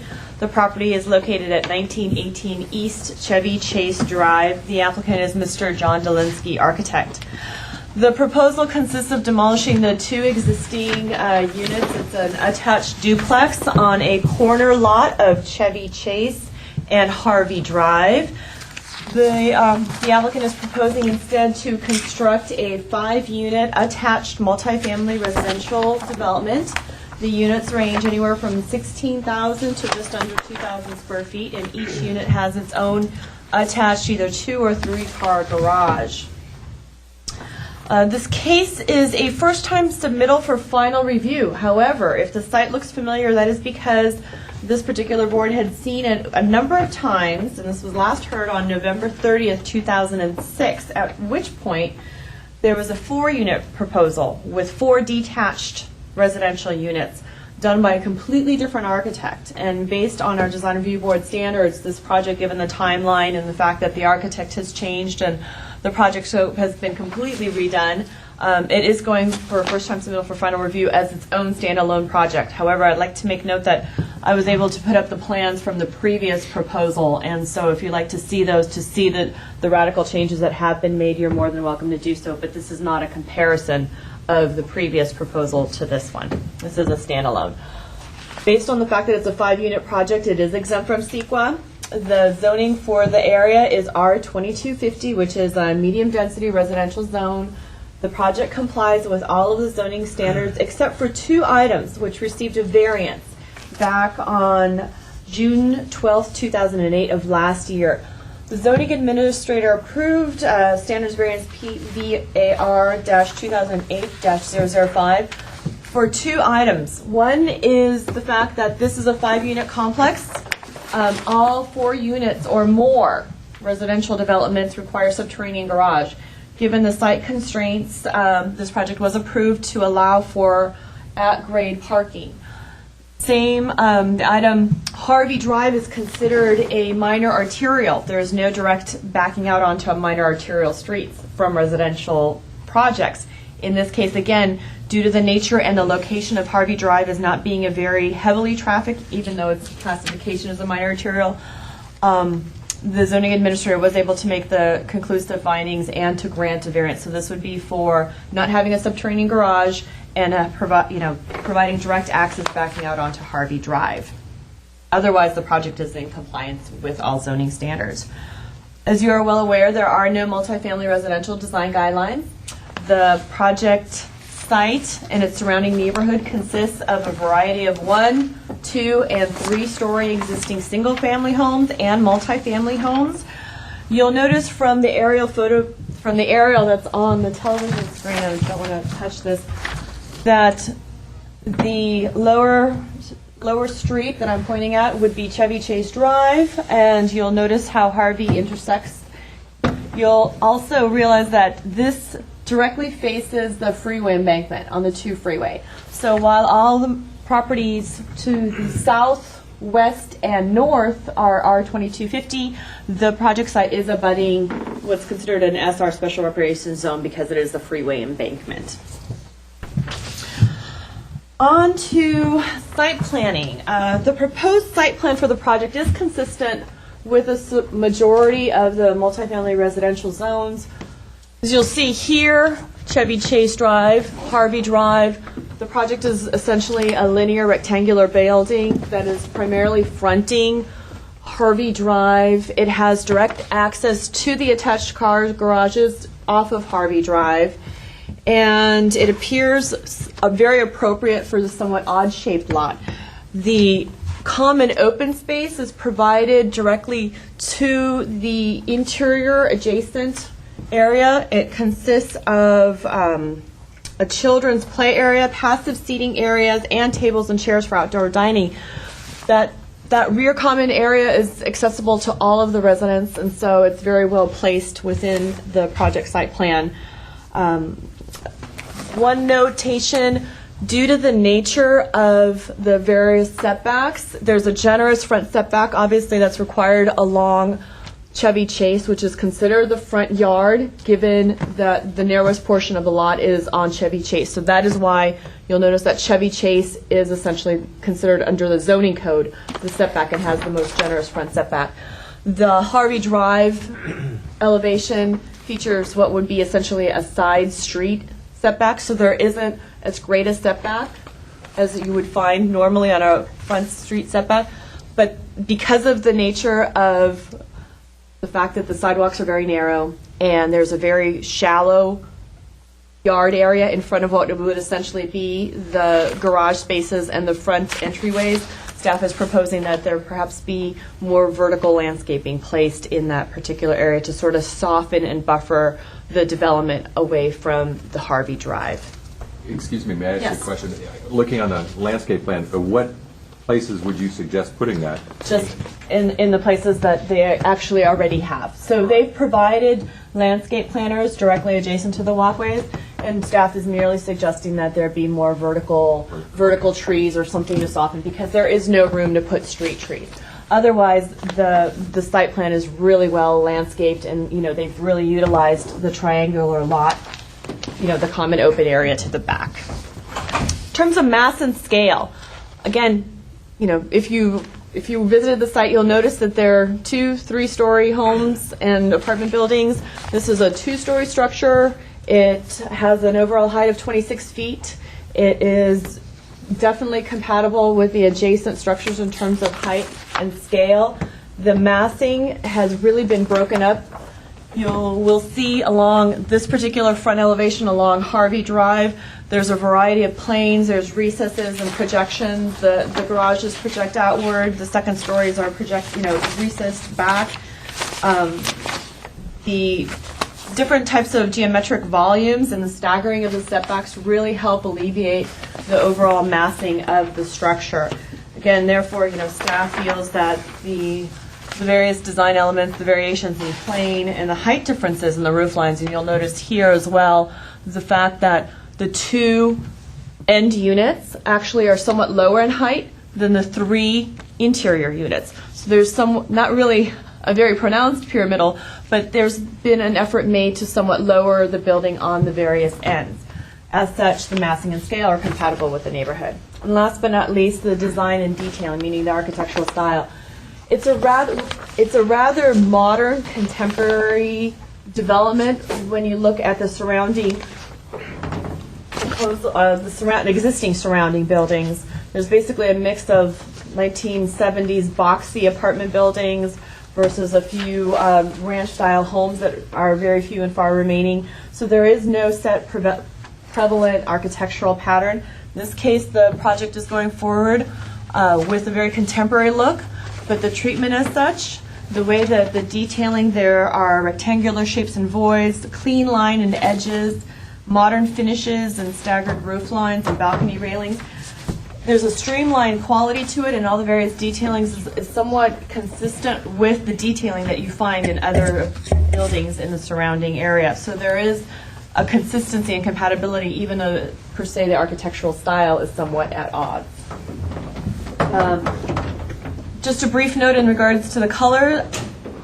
One staff member said it's very playful and bright and light, and another staff member that we had take a look at this said that perhaps the orange might be a little bit bright in terms of the surrounding color scheme.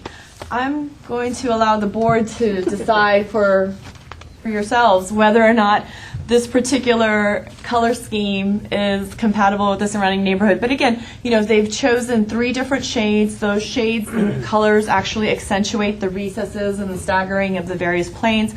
So staff is very much supportive of the fact that the different planes and geometric volumes are highlighted by the colors, but it'll be up to the board to decide whether or not you feel that the proposed orange, yellow, and white composition palette is consistent.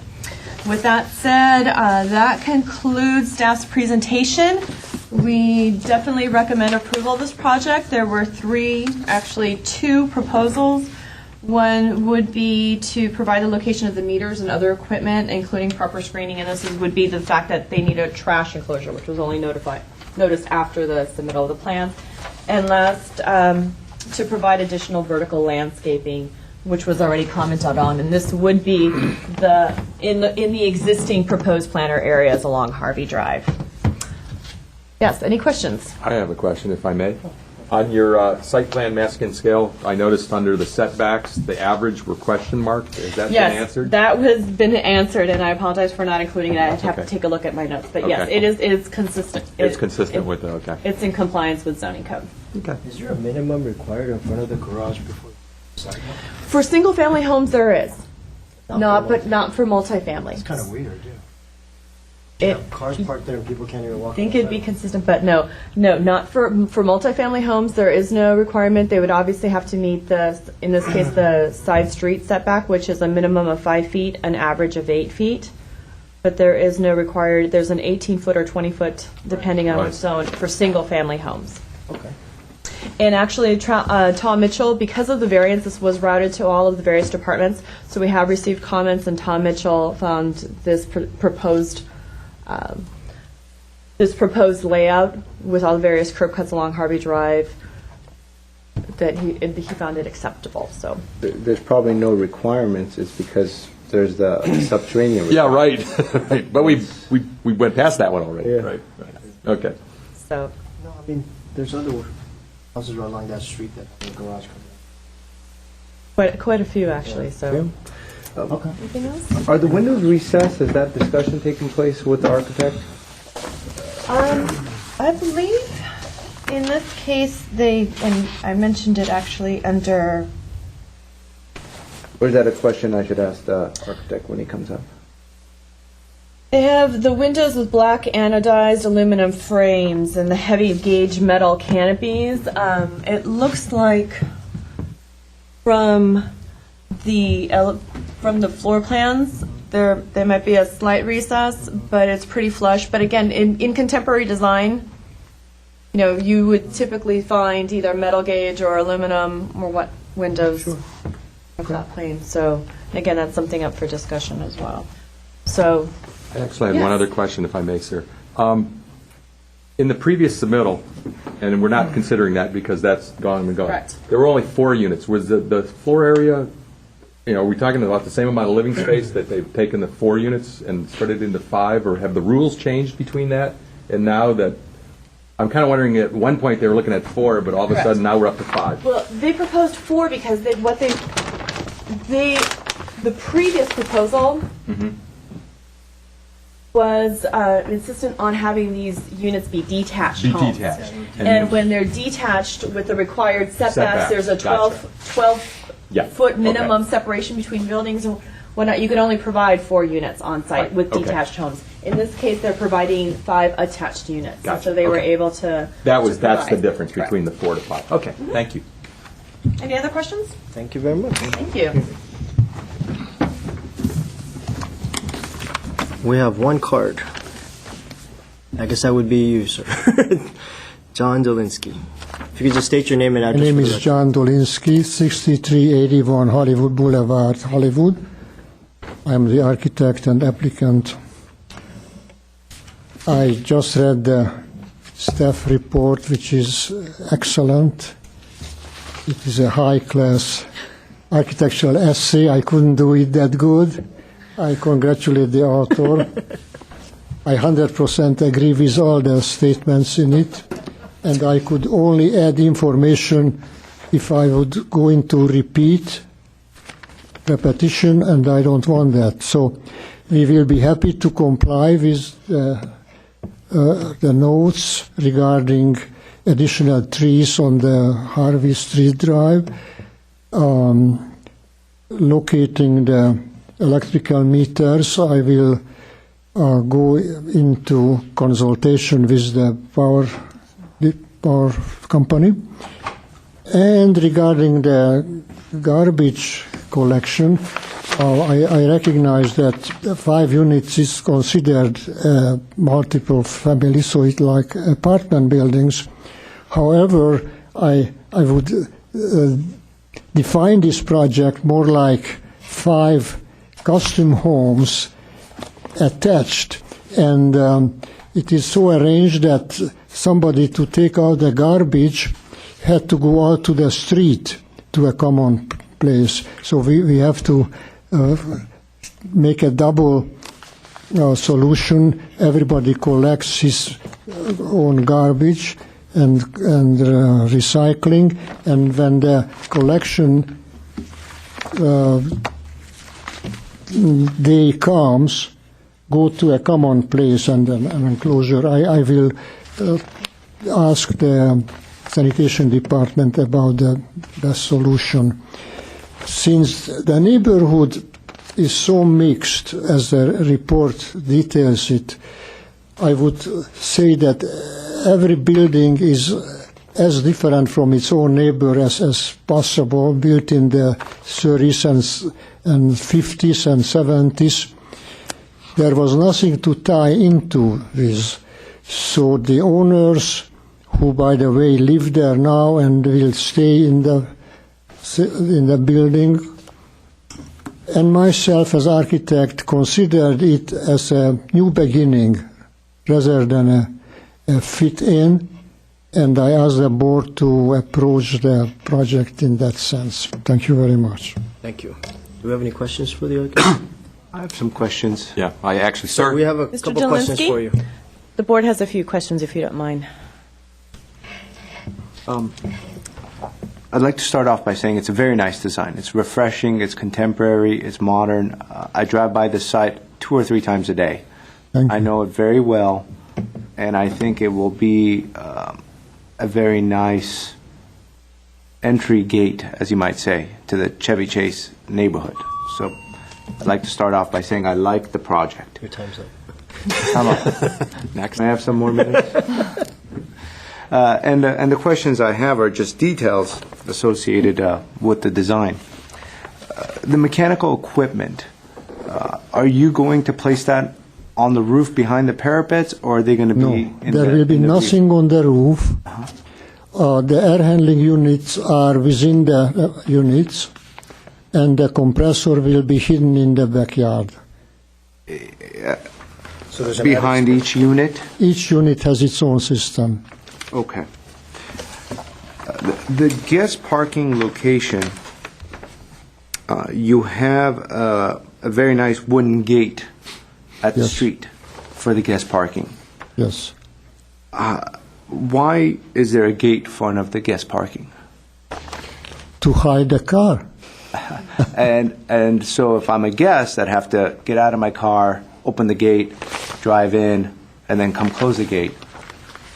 And I was wondering if there was a better reason than to hide the car. No, that was the only reason. Only reason. And the corner, the rear corner, this area, how do you see this space being utilized?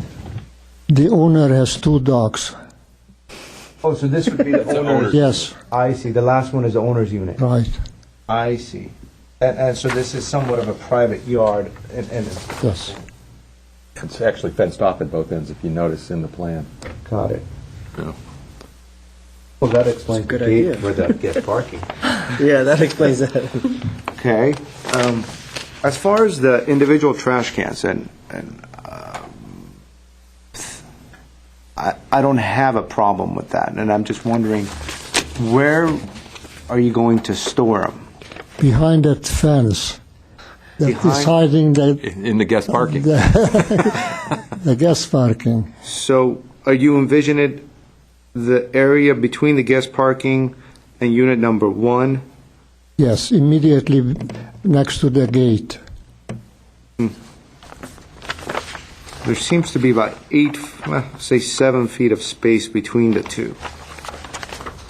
And I'm not sure if you could put 5 individual trash cans, 5 recycle bins. Yeah, unfortunately, it's a requirement, and this was noted only after the plans went out, that there will be, the zoning code requires Right. a trash enclosed area, Right. trash enclosure. Excuse For me multifamily jumping in, residential if you development. may. Am I on a multi-dwelling, family dwelling, are they privately picked up as opposed to the city? Or is that a choice that those owners have? It depends on the property owner. You know, They have so the ability- if it's a private pickup, they have one receptacle, not 5. Or everybody just puts out their own trash and the city would And pick the it up. city picks it up. Right. Right. But in this case, they do have to provide a trash Trash enclosure area. trash area. I think part of that is if there was a shared parking underneath there, then there would be Sure. shared. A recycle Correct. room, trash room. trash Right, right. and that kind of Exactly. stuff. So those were my small questions. And now if I may ask about the recessed windows. The aluminum windows, the anodized aluminum windows I like. I think it certainly works with the design. Do you plan on utilizing a 2x6 framing system so they're recessed? The street front will have 2x6. Along Harvey and Chevy Chase? Both sides, yes. I see. And then we have that, then we have this corner here, and you have this streamlined, recessed corner window, which is very nice. Is this going to, do you envision this having a deeper recess than the rest to be much more in line with streamlined design, or do you see that as a regular recess? Well, what the rendering is not expressing, and it is not an error, it is just the optics of it. It is another plane. There is an angle between the rest of the row and that yellow wall.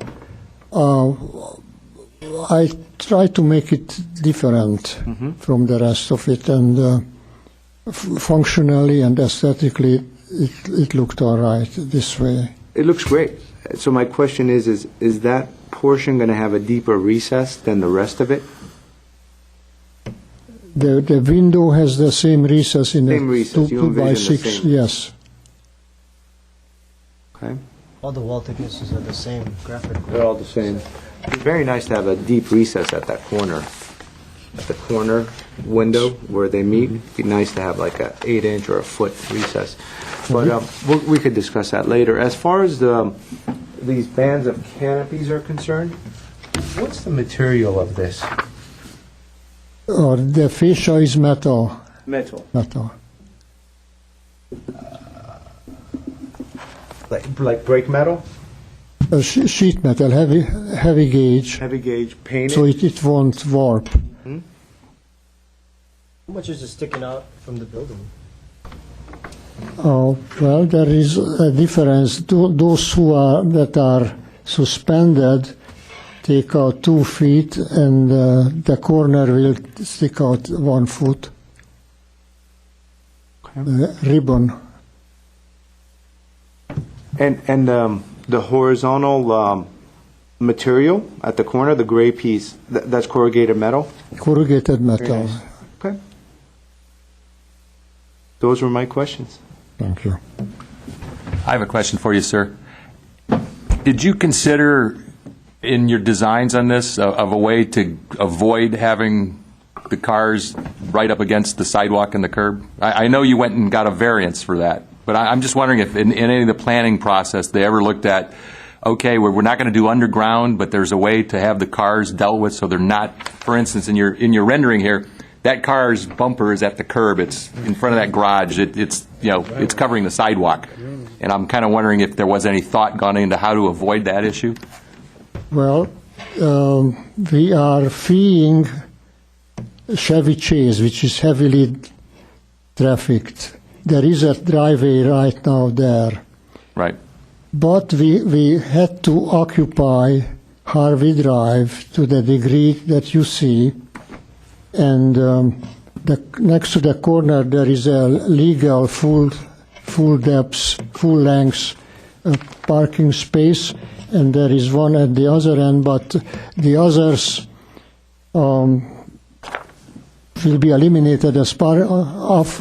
Yeah, I'm sorry. Parking. My question wasn't regarding the street parking. It's the garages facing. Basically, they're butting right up against the setback. That you're either in the street or you're in your garage. There's not much between the street and the garage. You will achieve what we seldom see.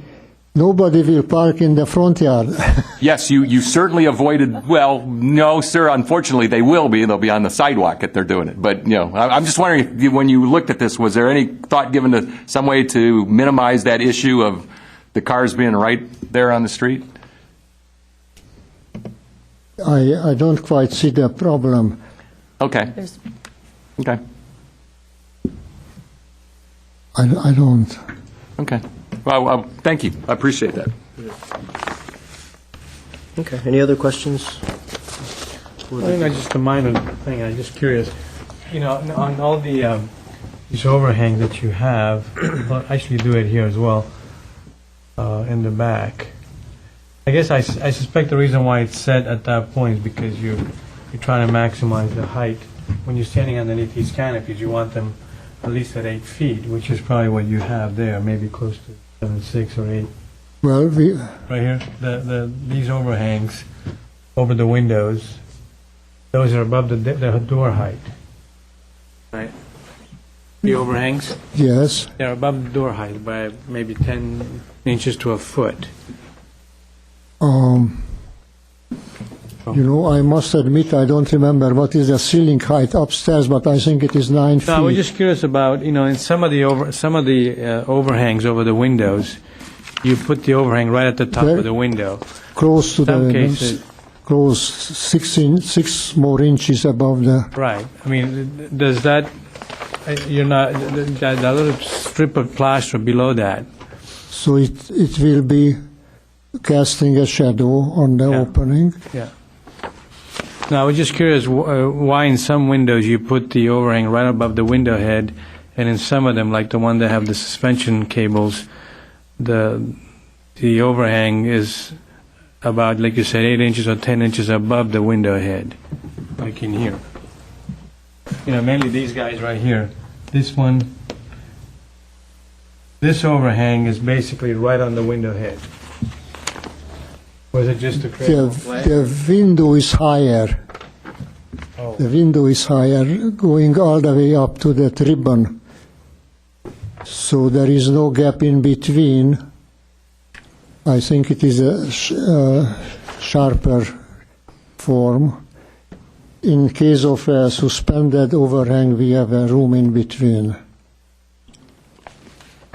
Yeah, I was just curious why you distinguished, but just a question. It is not the height from the floor that is different. It is the height of the opening that is different. Oh, I see. Where you have a window and the overhang, that window is taller. Yes. I see. I got it. All right. Well, I don't have anything else. Thank you. Thank you. Thank you. One last question. Those vertical pieces along Harvey Drive, are those fireplace chimneys? Chimneys, yes. Very good. Okay. Thank you. Modern on the top. I think the yellow, if you look at the Harvey elevation, the east elevation. On the plan, I don't. Yeah, I couldn't see them either, but I These. believe those are. That one and this one and that one. I see the one at the end here for this bedroom. But I don't see I see the penetrations on the second floor, but then they land in the garage space. They're back a little bit, aren't they? Oh, I don't know. over Good here question. somewhere. They're on this. Yeah, good. That's an interesting question. So maybe the owner's unit has one and the rest don't. It's just And he's just mimicking the repetition, maybe. We could ask him later. Okay. Because that seems to be the only fireplace. It does break up the elevation quite nicely. Yeah. Yeah, but it's so Okay. That was the only card that we have, so let's close it and discuss. Mr. Aliano, would you like to start us off on I'll this? start it.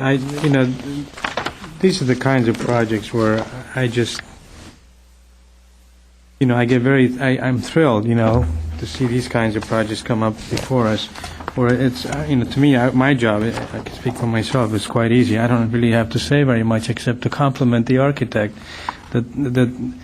it's, what could I offer? Could I say, move this here, move this? There's really no reason to do that because it's all thought out. It's attractive. It's, this sort of townhouse feeling is very appropriate for this area. In terms of the colors, yeah, we could tone down the orange a little bit, but you know what? It's an expression, and I think it's worth going forward with it. I do like the rendering, probably the colors. The orange on the rendering, to me, it's a little bit more toned down. I like that probably more than that saturated one that you see there, because that one they eventually will fade anyways. But the rendering sort of captures a nice. It has a nice feeling. The colors are all they really work well together with that orange. The siding, at the front, that to me is very attractive. I would just offer, perhaps, if there's a way to take that siding at the corner and bring it somewhere else at the other end of the project or somewhere in the project, so you could sort of, bookend the project with. Because this material is only shown in a very minimal way. It might be nice to maybe bring some of that here, just to sort of create some kind of bookending. But, as a Maybe the fence. or the fence, the gate could be quite nice. So I would say, yeah. So I like the project. I think the planning is done very well, and the massing is done very well. I can't wait to see it built. Thank you. Sure, I'll jump in. I would like to compliment the architect. It is a great-looking building. I'm not crazy on the orange, but I think you're right that maybe it's a tone of orange. Yeah, the rendering is very nice. And maybe my other thought was maybe considering flopping the orange with the yellow, but I don't do color very well. My wife will agree to that. So you won't miss the garages when you come around the corner.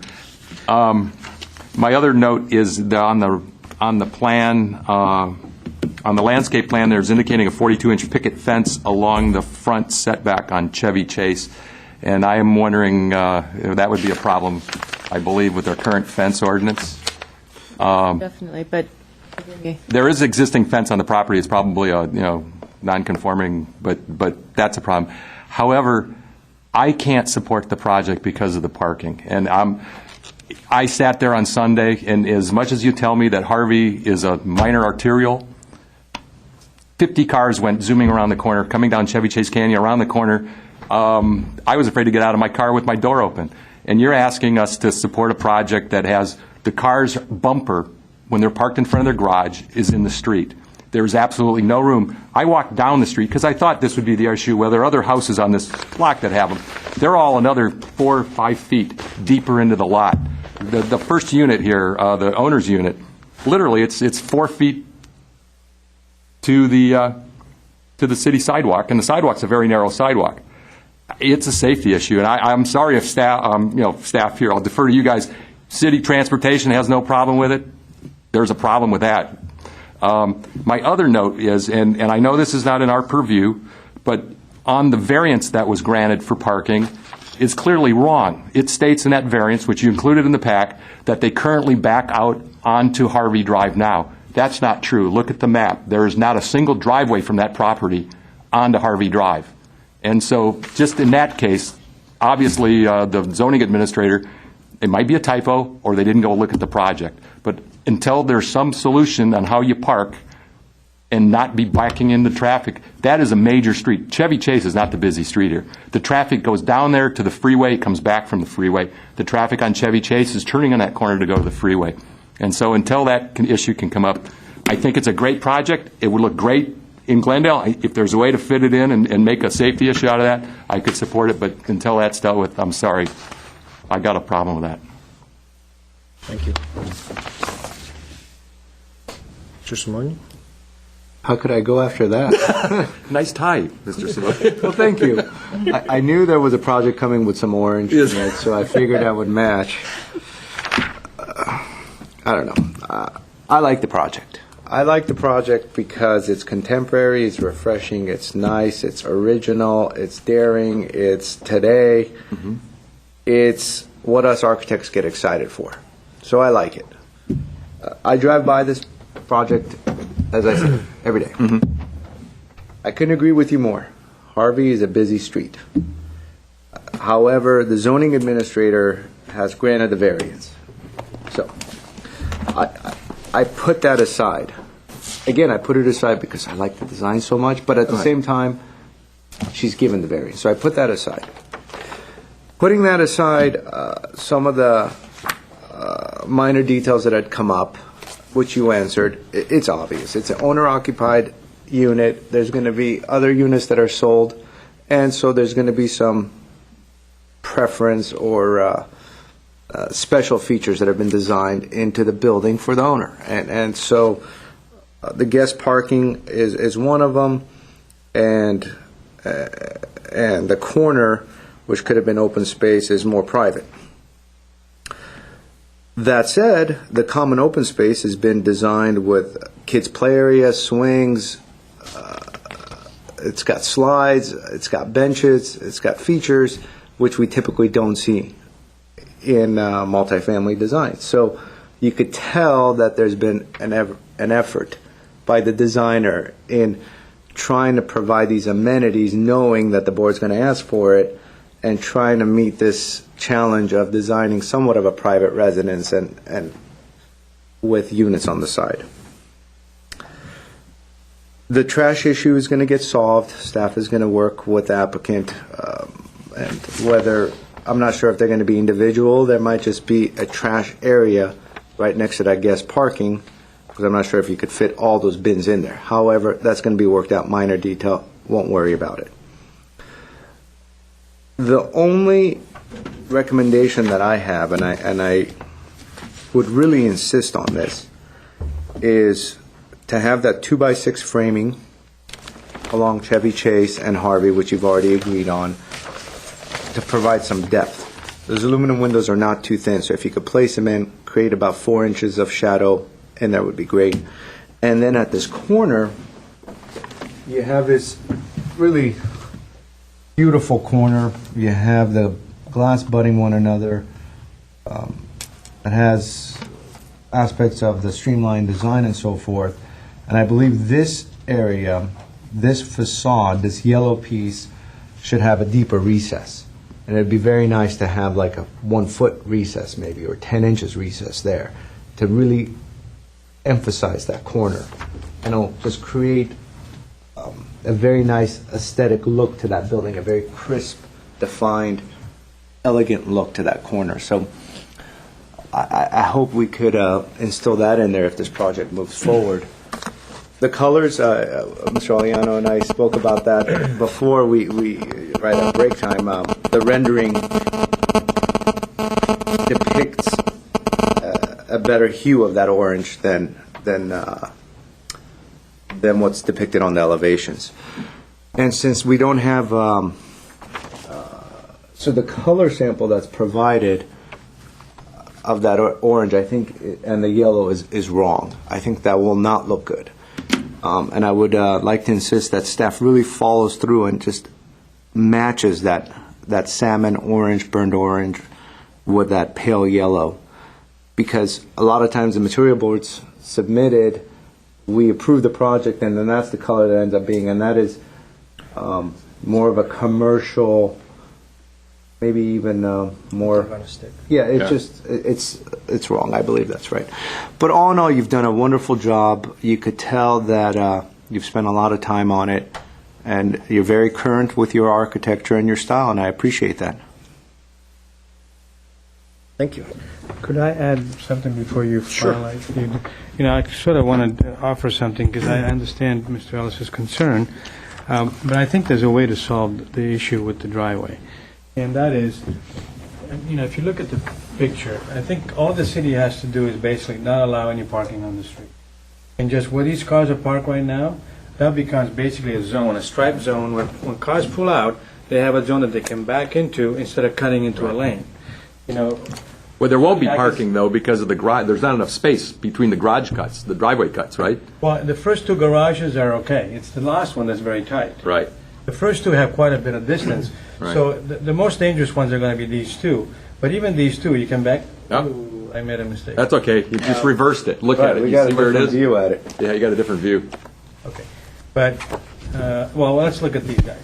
If you say that where these cars are parked right here, if that becomes a sort of a neutral zone, you could conceivably back out of this in a safe way. You don't, people will see you, you have a zone that you can park, it's not an active lane. It's no different than, designating that as it wouldn't be a bike lane, but what you would do with a bike lane. You can't really park or drive in it.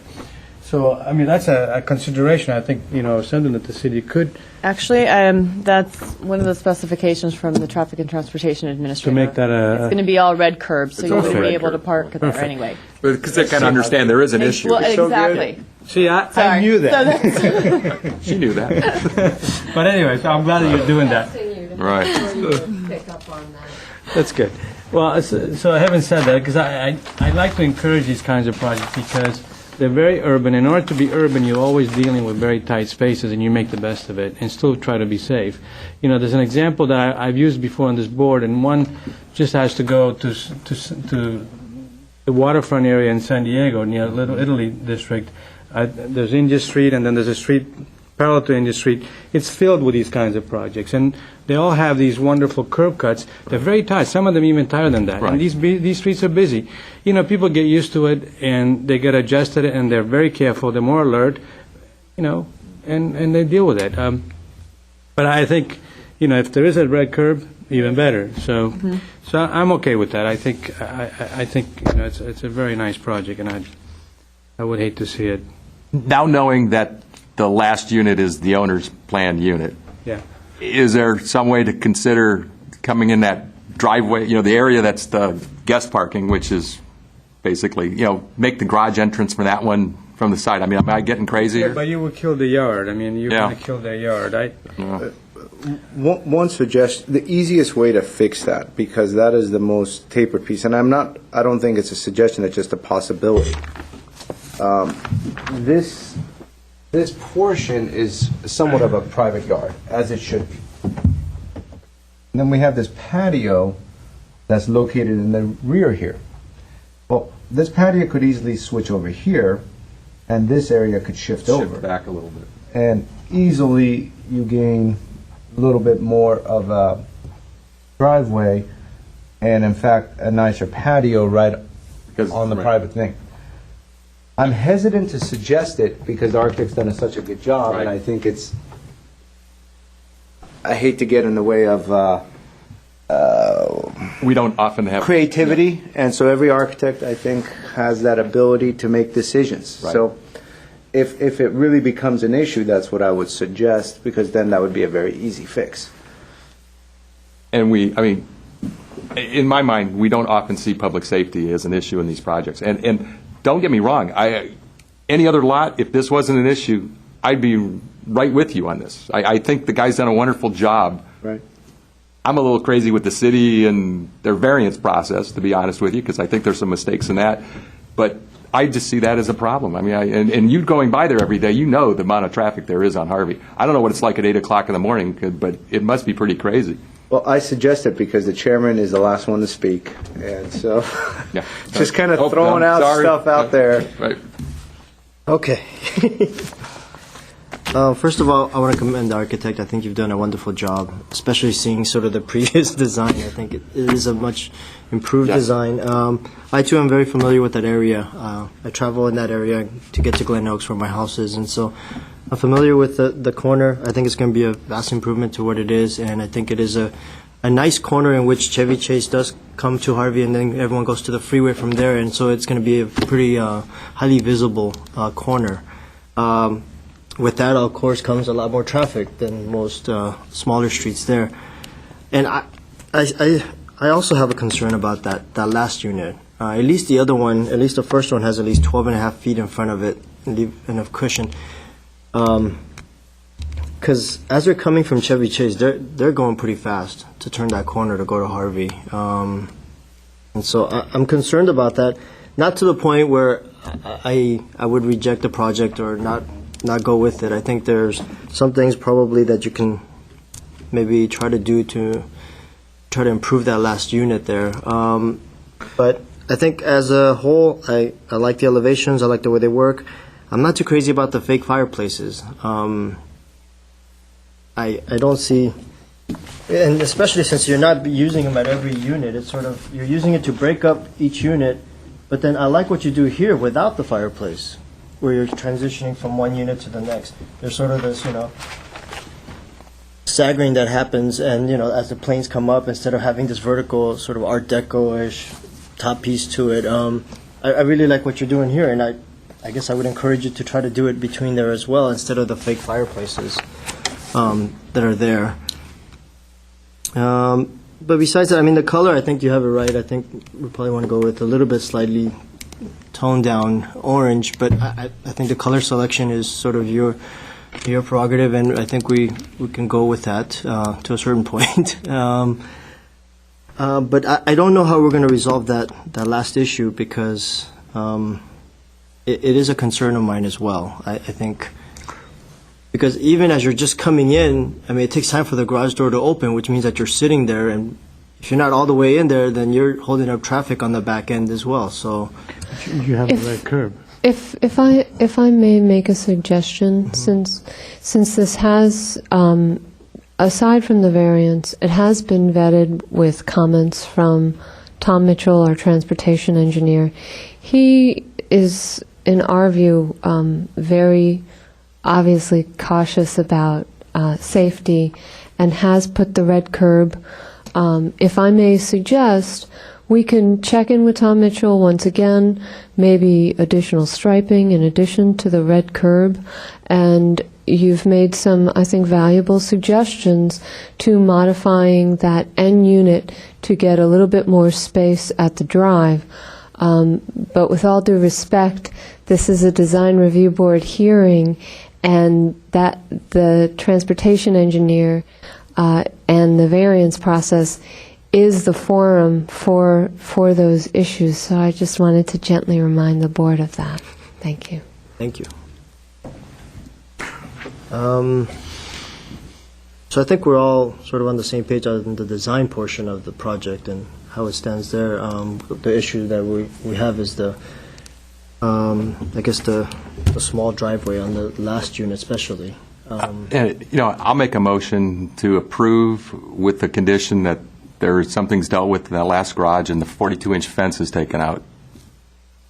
And I think whatever other staff had, and the color, the slightly pale orange. Exactly. We Right. would, to have them match the ones depicted on the colored elevation, or on the Right. color perspective drawing. Correct. And then the 2x6. 2x6 framing for the recessed windows, that there'd be, would this be a consideration for the second story corner window to have a greater recess, a consideration? I would really like that to be a condition. I think it'll make just such a big difference on that presence at that corner if it has a very deep. Okay, so it would be to provide a deeper recess. I actually would like to see this plane come up. It's still the same plane. Right. Is there a patio up there? It's only on this side. Okay, But but not there's a here. patio on some. Oh, So this face is actually flush. There's only material. I thought there was a patio there. No, it's just on the. I was looking at that. Over here. It only happens here. Yeah. Well, why not bring that patio around? I'm sorry, would Adding you too mind? much square footage or something. I don't know. That's too bad. That would be nice if it would stick out more. Well, I'm glad you caught that, Mr. Yu. I think that would make a... Because see right here, this is it's all the same. Because we could just wrap that patio around with that corrugated material This is on unit number 5 on that corner unit. on the second floor. On the second floor, wrap the patio. Give me, if you don't Over mind. here, so it would wrap the corner here, and so there'd be a patio over here, so this would It not would be... separate the metal finish off of the wall. Right. That's a good suggestion, yeah.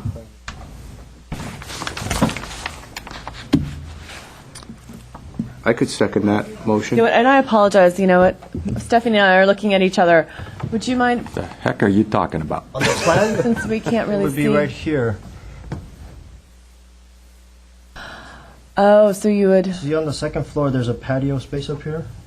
yes, Up here, second on the floor. second floor. You're going to increase So the you would square wrap footage that bigger. around, Right, and so have the same thing happen on this side too. And it could be just a patio that pops out. But you're adding more square footage down below. Well, or you just pop out the patio with the corrugated metal. It's kind of nice the way it meets So the you ground, though. cantilever the patio, essentially? Well, I don't know, but I kind of like that mass at the corner. I mean, if you got to do that, I think I would pull the whole thing out. Could, Why don't could we that let be the a architect yeah? figure that one out? So that would be a consideration? Consideration. Consideration. All right. look really nice. And then last but not least is to consider increasing the setback for the garage for unit number one. Was that I a? made it as a condition. You'd like That's how to make I it said as it a- as a condition. Okay. So since you made the motion, I made the motion. And I will accept the additional changes that The my additional colleague. changes. Oh, I see. So you're making a condition based on shifting it. But you have to move, you have to reduce the patio in the back, which you could. I mean, you could technically line up this garage with the other garage. I mean, that would give it a couple, 3 feet, right? Over here. That and all back, this is I mean, that's backyard doable. area. It's definitely doable. Maybe even more. I mean, my one comment, if you stood there and looked, and you can actually see it in the site photos, unfortunately, the building to the west, it's a wall, it's windows, it's bed, that patio is there. We talked earlier on the last project about the privacy and stuff. I mean, it's, obviously in the multifamily dwellings, it's a little different, but it's pretty much up against the wall of apartment buildings. Could be done. I mean, you could But, shift this whole thing out. Yeah, if this just goes here. you and could that's do it. May I make a suggestion, is maybe we call the architect up. Okay. We suggest, because he's done such a good job, we suggest this and see if there's any technical difficulties with what we're suggesting. It's a good idea. and reopening. We'll reopen it. Would you like to come up and please just state your name and address again for the record? And it might be best to bring him up. Mr. Well, Jones? We just have certain regarding the concerns- traffic, concerns about that portion of the. we can move the unit number 1 back, Okay. so there is more front yard. Okay. Perfect. All right, Mr. Ellis. There you go. Perfect, As thank you. far as the two corners are concerned, the one at Chevy Chase corner is not the same as the other. When you drive by or walk by the other end, when you reach it, you already passed it. It is not exposed. There is a two-story duplex next to it covering up. So I don't think a repeat of the metal siding at the other end would make sense. Okay. Now, regarding the traffic, it was a long time to go through the approval of the backout issue.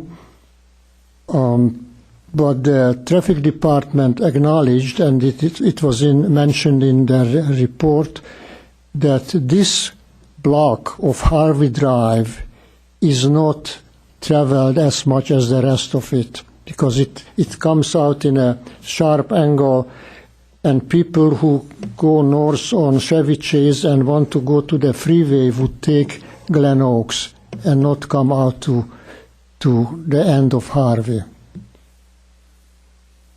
I don't know, Mr. Ellis, what time you went there, but... About 1 o'clock on a Sunday afternoon. And And most of the traffic was coming south on Chevy Chase and turning south onto there Harvey. must have been some special event around, but I Possibly. spent time and my employees spent time, and it was always a slow area and low traffic. Now, I'll defer back to my board member who lives in the canyon and just ask him what's it like at 8 o'clock in the morning. So you're saying that as It's a they busy come down corner. from Chevy Chase to get to the freeway, they go down to Glen Oaks and go over? yes, if you take a look at the overall map, in relation to the freeway, we are in a peripheral area. This last block of Harvey, which is dead ends in Chevy Chase, has much less traffic than the rest of it.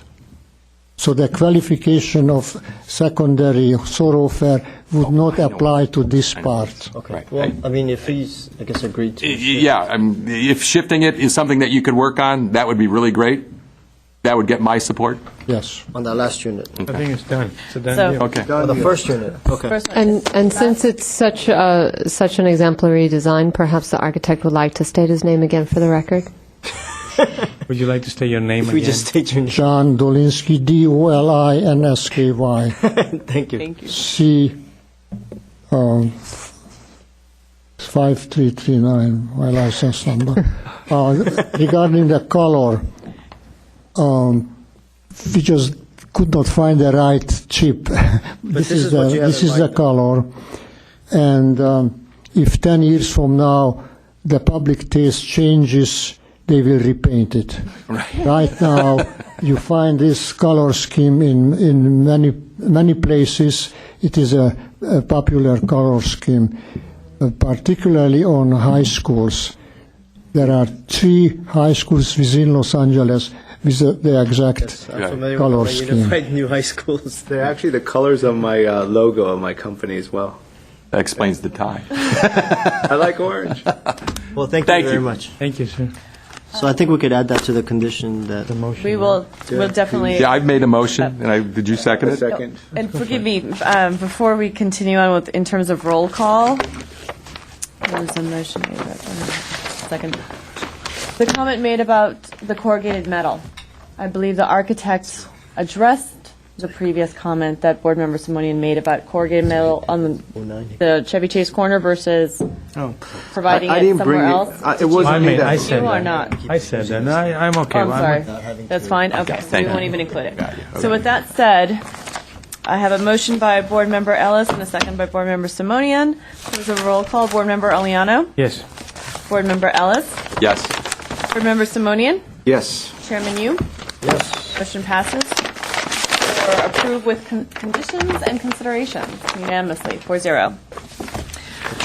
Thank you. That said, we have, our last item on tonight's agenda is approval of the minutes, and these would be from March the 5th, and all board members were present.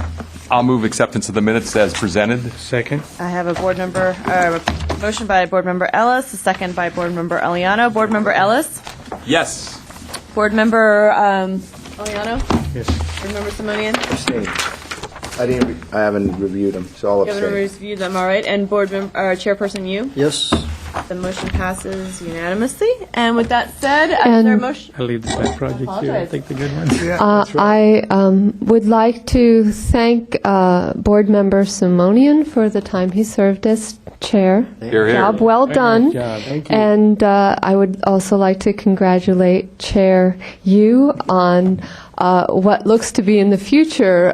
You look like you're going to match the swift adjudication of these items, and we're all very grateful. Thank you. And I want to just try to start on time. That would be my big thing. So.